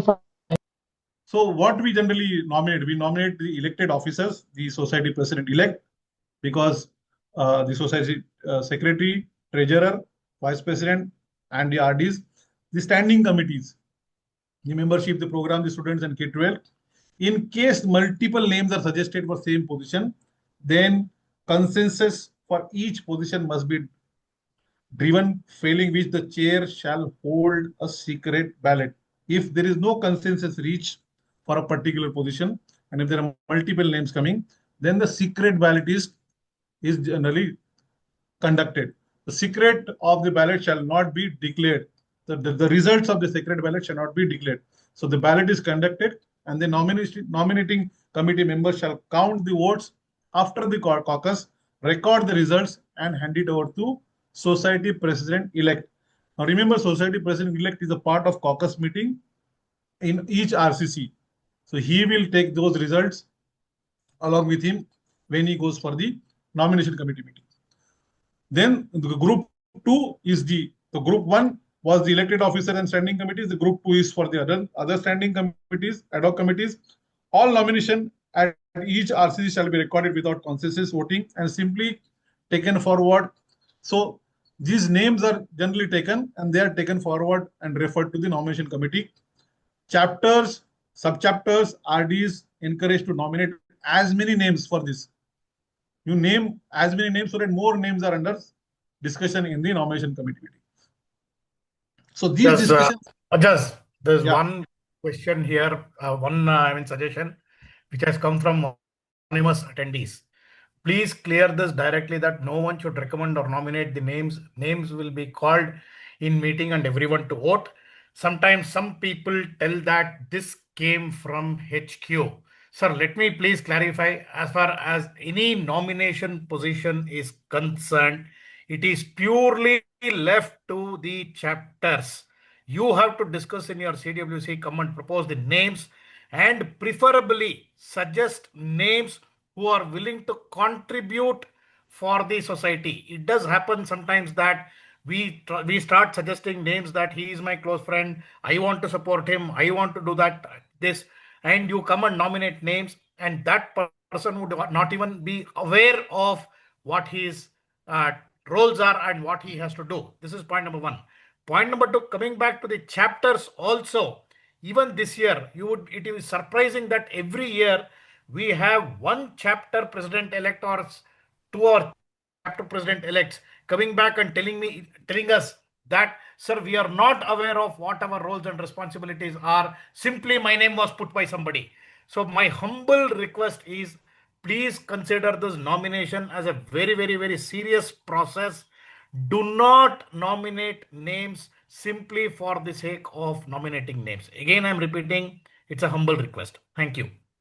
Yeah, and sometimes we find that names, even the names are not known.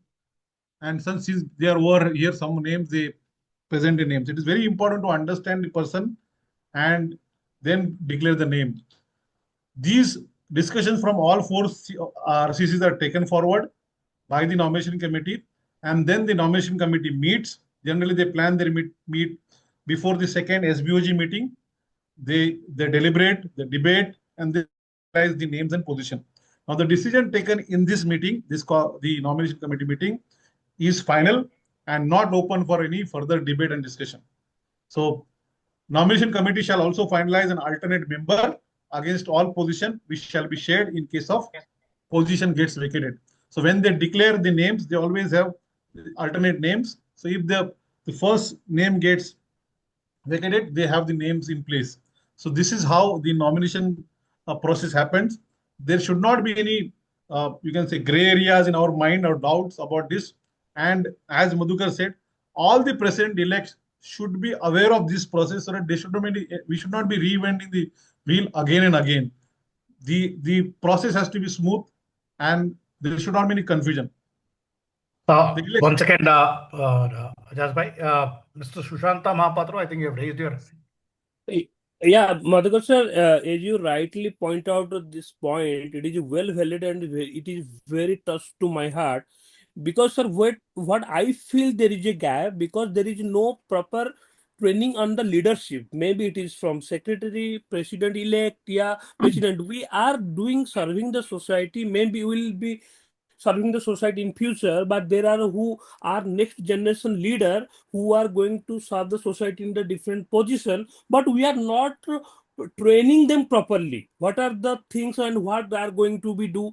If you can just think on that, a proper process, proper SOP for each and every a position, maybe in the committee position, chair's position, so that would be more helpful to enhance their our knowledge to them, so that it will be definitely as a chapter we are growing like anything. So this is my point to be help to all of you. Sir, there is a process already in place. Preferably, we also advise the same thing, like how HQ follows the policy of being a part of some chair or the other before you get into the position, any position.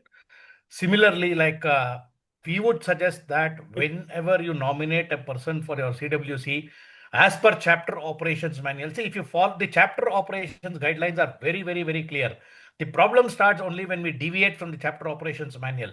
Chapter operations manual says that minimum 3 years should be before he gets elevated to the position of treasurer.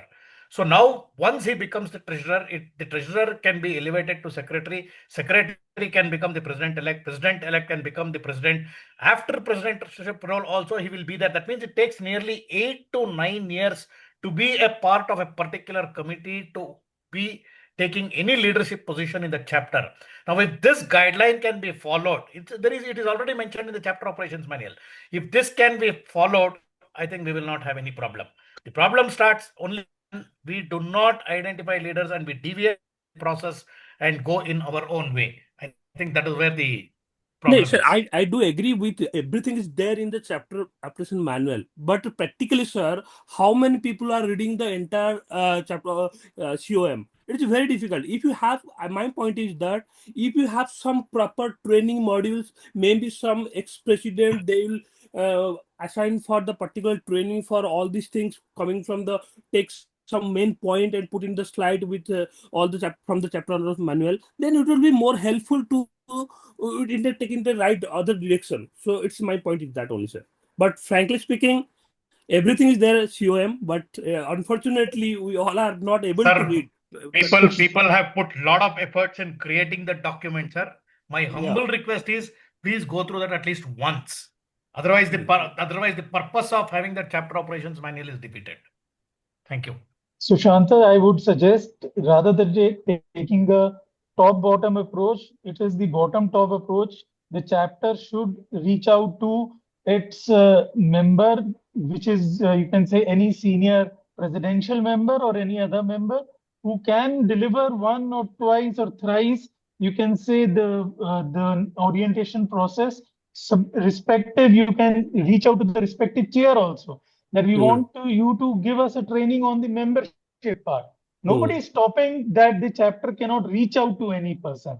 We should not, I've always advocated that we should not wait for the RCC or the MBOGs to raise our concerns.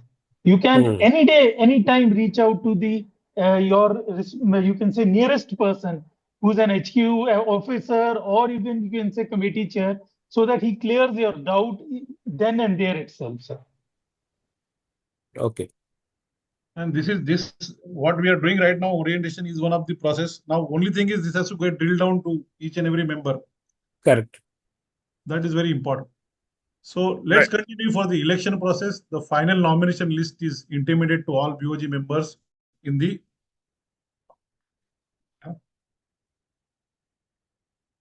Yeah. In the BOG meeting, which is generally the second BOG meeting, SBOG meeting, subsequently the ballot is initiated, adhering to all society calendar for elected officers like HQ officers, VPs and RDs only. So same thing which we saw for chapters. 15th is the latest date for 15 Jan for ballot, and the completed ballot should be received by returning officer latest by 28th of February, and the results should be declared as to BOG and general membership. So the results are then declared to the entire membership. Nomination each year must emerge from membership, and zones and regions to be involved in the process of recommendation. It is very important that everybody should get involved. These recommendations shall come through caucus meetings at each chapter, regional meetings. Chairs of nominating committee shall call for a special nomination committee meeting. So this is what being done once the RCC is over. All recommendations from all regions are tabled. They're discussed, deliberated, and this is a closed door meeting. No meetings again, no minutes of meetings, no recordings. Nomination committee, after due deliberation, shall finalize the slate for officers based on all inputs. It is desirable that committee generally observes one person, one position. Decision of nomination committee is final and not subjected to review by the board. The committees can only be dissolved by the Society Board of Governance. So this is about nomination. The elected officers are officially installed not later than 30th April.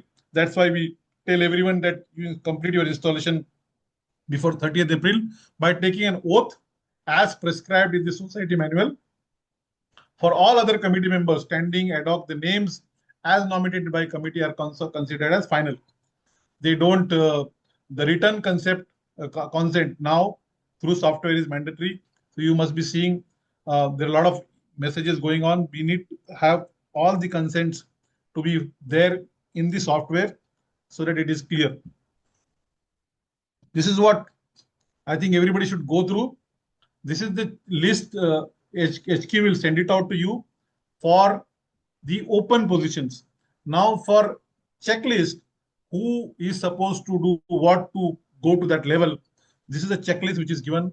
Now for board of governance, like for VP, for you can say national president, obviously is one. The terms are given here. Now it is very clear that the NP comes from this ladder. NT, NS, NP. So once he clears this, then he becomes the national president. So for vice president, you can see he should be an RD. He should be chapter president or sub-chapter president. He should be HQ committee member for 2 years or CWC. So once he becomes VP, then he becomes NT. So he qualifies all the criteria below VP, and then it's only the ladder up. Hope it is clear. So very important to see the VP. VP has to have regional representation. VP has to have an RD position. Obviously, before RD, he should be sub-chapter president. He should be part of HQ committee, and obviously he should be part of CWC.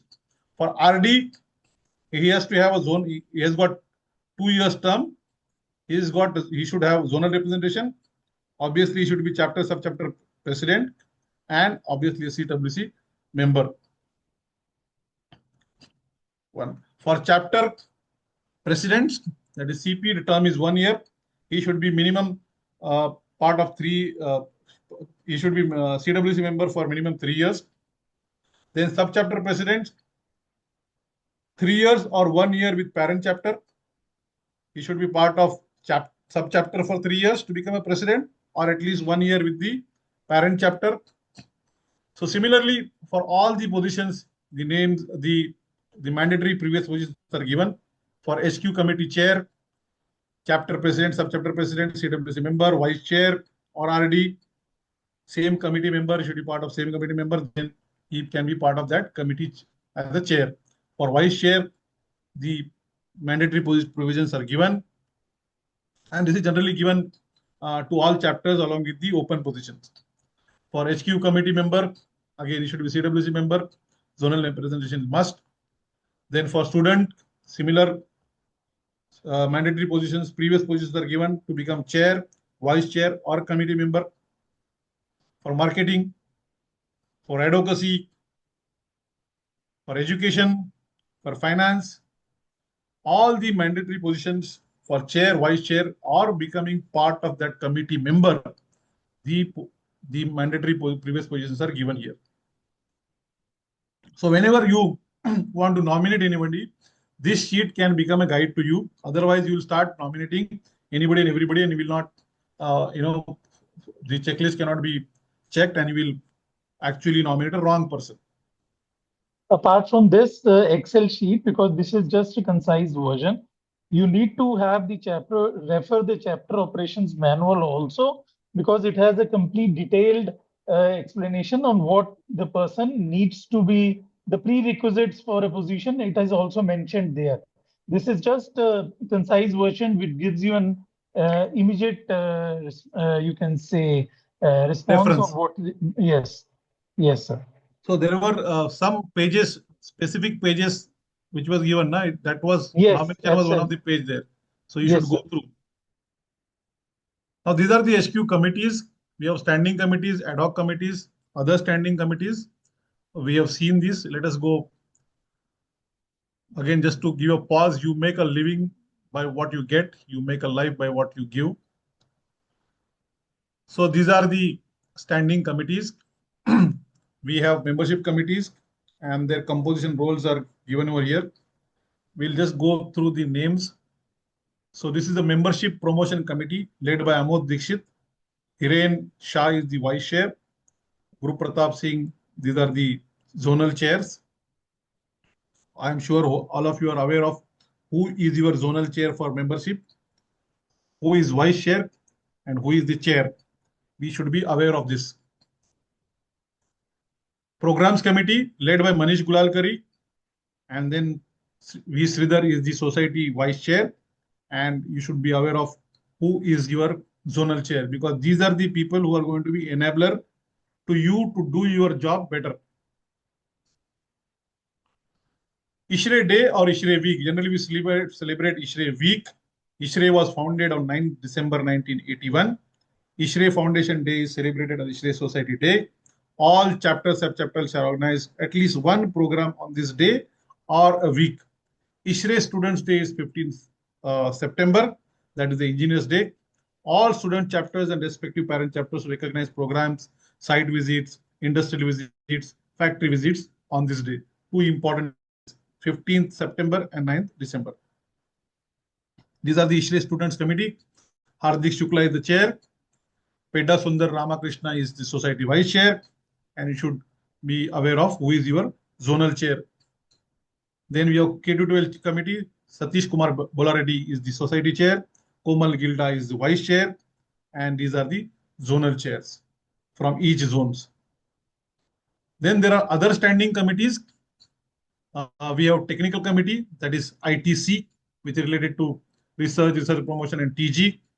Then we have standards committee, which is linked to standards, which is linked to actually ITC. They looks after the standards. Education, IEC and ICP, advocacy, refrigeration, marketing, finance, honors and awards. All committees comprises of 11 members, 8 nominated members, at least one from each zone, one chair, one vice chair, 3 ex officio members, means society president elect, and immediate past president. In IFC, the society treasurer replaced the IPP as ex officio. All these standing committees, we have, as I said, 8 members. One is chair, vice chair, and so total 11 members. 8 are nominated members. One from each zone, one chair, one vice chair, and 3 ex officio members. Society president elect, and immediate past president. In case of IFC, that is the ISHRAE Finance Committee, the immediate past president is replaced with society treasurer as ex officio member. This is a technical committee, ITC, led by Raghavan, and Anand Kumaran is society vice chair. Technical committee generally reviews and take actions on technical projects and a proposal, allocate budgets for implementation of these projects, set up special projects set up SPC for special projects and monitor these SPCs, prepare guidelines for speakers, presentation formats, workshops, conference, e-version, technical reports, create e-learnings, works in close coordination with marketing and publishing, advocacy and IEC. They are the part of HOF technical committee formation for each ACREX. They form the HOF committee, technical committee, works in close coordination with TGs to ensure ISHRAE objectives, student project grants for PG level. So this is the action or initiatives which ITC takes. Subcommittee for ITC is research in ISHRAE and research promotion. Currently, Sukumar Devadatta is the society chair for research promotion. These are the technical groups, and I think we must encourage all our membership at large, people who who are good in these areas. We must encourage them to join these groups. And these groups, some of these, I think most of these groups are doing well.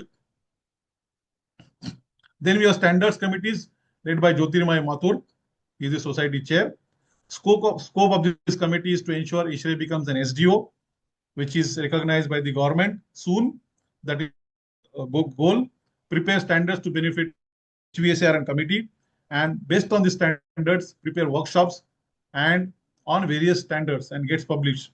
So workshops are of standards, and our whole aim is as the ISHRAE to become an SDO. Then we have ISHRAE Education Committee led by Sangeeta Jangiani and RVSS Prasad as vice chair. Advisors are Ram sir, Ranade sir, and Sarvanan sir. So qualification for this committee, either it should be vice chair or a chair. So Sangeeta was a vice chair last year. HQ officer, vice president, or RD. Then we have ICP led by Vajay Sandipani and Anand Trivedi is the vice chair. And then we have zonal chairs. Advisors again are Ram sir, Ranade sir, and Sarvanan sir. Again, the qualifications is similar to what it was for IEC.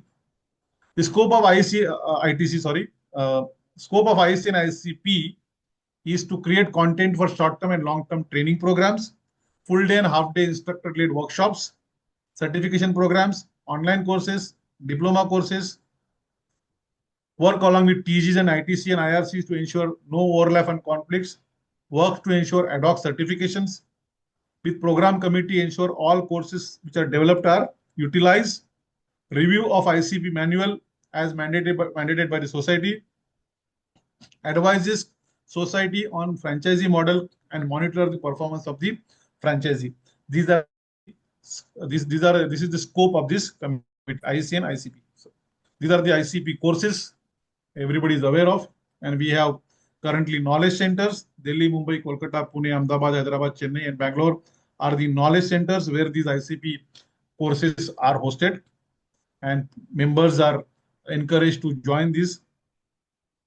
These are IC workshops. There are more workshops. This is the advocacy committee led by Vikram Murthy as the chair and Ashish Gupta as the society chair. Scope of this committee, this actually act as a bridge with central and state government and other regulatory bodies, coordinate with technical and other committees for technical inputs required at policy making level. So they are the ones who are the face of society for governments and other regulatory bodies. Guide and coordinate with chapters, sub-chapters on initiatives and similar lines. So if they want to do some programs with particular chapter, they will be able to liaise with chapters or guide chapters on how do we take it forward. These are the MOUs which I talked about, many of them which are already there. Just go through these MOUs and you can make use of them for your programs at your level. These are domestic and these are international. Then we have refrigeration committee led by Ajit Pandalai. He's the society chair, and Guru Swami Jay Prakash is the vice chair. What is the scope of this committee? Formulate and ensure implementation of activities planned for the society year. Refrigeration is an important element of HVAC&R, and that's why this committee is very, very important. Formulate, innovate, and creative programs for capacity buildings in areas such as industrial and commercial refrigeration. Conduct national level conferences, seminars, symposiums, facilitate and improve communication amongst all ISHRAE refrigeration fraternity chapters and professionals, networking, and other associations. Then we have IT committee led by Kapil Megrani. He manages, the scope of this committee is to manage and maintain all servers and related infrastructure, anything related to IT, oversees continuous updates to membership softwares and maintain and enhance job portal, manage ISHRAE Connect. So anything related to IT, he is the one. Then we have marketing and publication committee. Mihir is leading this committee with Sachin Gupte from West Zone and Sandeep Person from South. Now, what is the scope of this committee? Review, document, web content and digital marketing, social media marketing, promotions, whatever goes through, they will review and go ahead, take it forward further. Review any other matter which is published under society, banner or society logo. They will review before it goes out. Ensure publications are free from error, false claims, and unbiased. Represent society views and visions fairly and honestly. Conform to a consistent design format. So the consistency of our communication remains same across channels. That is the whole objective of this committee. Work with many committees, standing committees, right? Along with ACREX, they have to work and act as a force multiplier to see and improve the society's image, society's gain, and society visibility across the spectrum. This is the commissioning process guidelines, these are some of the publications from ISHRAE. So many of them. Journal, everybody is aware of. ISHRAE Connect. HNA, which is again a digital. Very important, at least we should give out the information to all our members. There is a self-nomination also possible. Last time we had hardly in nominations. I request each and everyone to please recognize the contribution of volunteers. And this is the only way we can recognize. This is online, very easy. If you have any issues, we have HNA committee. You can also reach out to RDs for any help. Job portal, e-library. Then we have HNA committee led by Satish Iyengar and Shankar Sapaliga is the vice chair. And we have the zonal chairs here. What is the role of this committee? Recognize the outstanding contribution. That's what I was telling to ISHRAE and from the HVAC&R industry. Manage awards programs, including fellow, lifetime achievement. These are very, very prestigious awards. Coordinate nomination and selection process for all the honors. So this is what number of awards, right from fellow to ISHRAE Hall of Fame. At least a president or IPP can get easily eligible for a chapter service award. So please find out the gems in your region and honor them. We have a finance committee led by Yogesh Thakkar and Krishna Kumar Agrawala is the vice chair. They have the scope of them is to give the financial guidelines and procedures for society as well as chapters, review all fiscal policies, do course corrections, recommend to board to appoint outside agency or to advise or guide society on financial and legal matters, review society fee structure, the publication, publication pricing, the membership fees, the fees of membership and other things, review and give the guiding society for those. Then we have advisory committee, as I said, some of the motions might go to them for their advice. This committee comprises of Dr. R. Sarvanan, Jayant Kumar Das, Anup Balani, Yogesh Thakkar, NH Amitabh Sur, Richi Mittal. This is the advisory board which deliberate all matters put forth to this committee. The society board or standing committee may refer some matters to them for their counsel because they have been in the ISHRAE for a long time. They have been, I think all of them are past presidential members, shall deliberate on policy matters, technical, administrative. Committee is not empowered to take any decision, but they can give their views, to the board. Then we have nomination committee. This year, it will be led by Nishant Gupta, as he is the president-elect. He will be society chair. And then we have, as I said, Sarvanan, Dr. Sarvanan, Jayant Kumar Das, Anup Balani, Yogesh Thakkar, Chandrasekhar, Amitabh Basur and Rishi Mittal. They are the nomination committee where all our nominations comes from the caucus of RCCs, goes there and get discussed and finally gets finalized.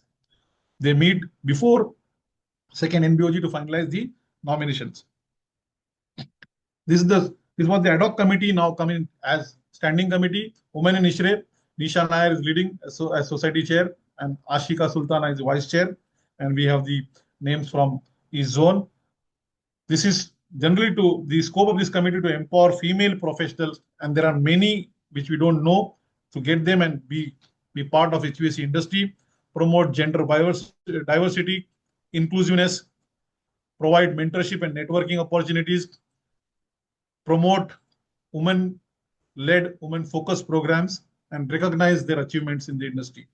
Similarly, this was an ad hoc committee, now as a standing committee. Youth at ISHRAE, Prabhat Pavesha is the society chair, and Syed Bilal Qadri is society vice chair, and there are zonal chairs who are here. What are the focus areas? Engage young members. Getting the right young blood into or young energy into ISHRAE is very important to ISHRAE activities. Bridge the gap between students and young professionals. Organize youth-centric events, social, technical events, and involve them because they are the one who knows a lot of promotional activities. So mostly they're also part of marketing, and actually they are the ones who are the future of ISHRAE. So it is important to build a future leadership funnel or pipeline through them. Then we have skill development committee, which is led by MP Agarwal as the chair, and Sanjay Adarvayu as and Nagaraja and Javed Siddiqui are the members. They have specific tasks given by society, because this is a very, very important aspect where HVAC&R and other industries are lacking of no skill people available, and it is an initiative which ISHRAE has taken to create or bridge the gap. Then we have decarbonization task force, which is led by Ashu. ACREX is led by Rishi Mittal. He is the society, he is the chair for ACREX. Cool Conclave, C. Subramaniam is the chair. REFCOLD, Arvind Surangaji is the chair, and Margdarshak, Amitabh Basur. We'll talk a little bit about Margdarshak little later. Just to, at the end of this session, is one more important initiative which ISHRAE has taken, needs to be taken very, very seriously now. Foundation for ISHRAE. This was the company which was formed, a legal entity which was formed as a non-profit organization, and whole objective was to give research a different dimension under ISHRAE. So this was the entity which was formed. I think most of you are aware of it.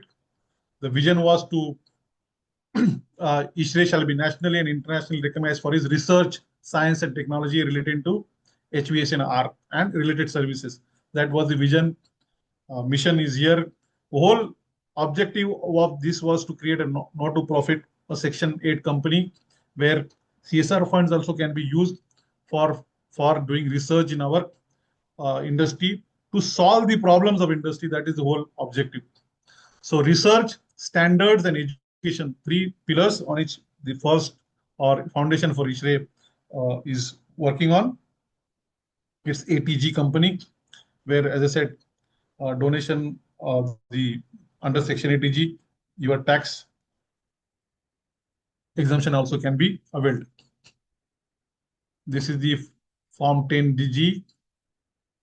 This is the, and important thing is an appeal for everybody that we must donate or we must get source of funds to do research. First, to get a good research to be done, and to do any research, we need funds, and these funds will come through this foundation for ISHRAE. These funds can be utilized for doing the right research, solve the problems of industry. That is the whole objective. It is an appeal. The bank details are given here. Right. One more thing before I say thank you, that everybody is knowing about Margdarshak, and I'm sure that you are all aware of what was the thought process for getting the Margdarshaks in place. Their proposals and their recommendations will come through now. This is to do with taking ISHRAE to a higher level, and lot of changes might come in the recent year. We need to look at these changes as the, you can say, bigger picture in our society, and that's why the role of Margdarshak as Amitabh Sur was there. Just to mention you, as and when these changes comes, you will be apprised of, and you, as a part of board of governance, you will be taking, and you, at least we all will be part of that creation of history where we can create some changes for growth of the society. So thank you so much. I hope I did justice to what was the task given to me. It was 2.5 hours. Thank you so much. And I think we are open for any questions.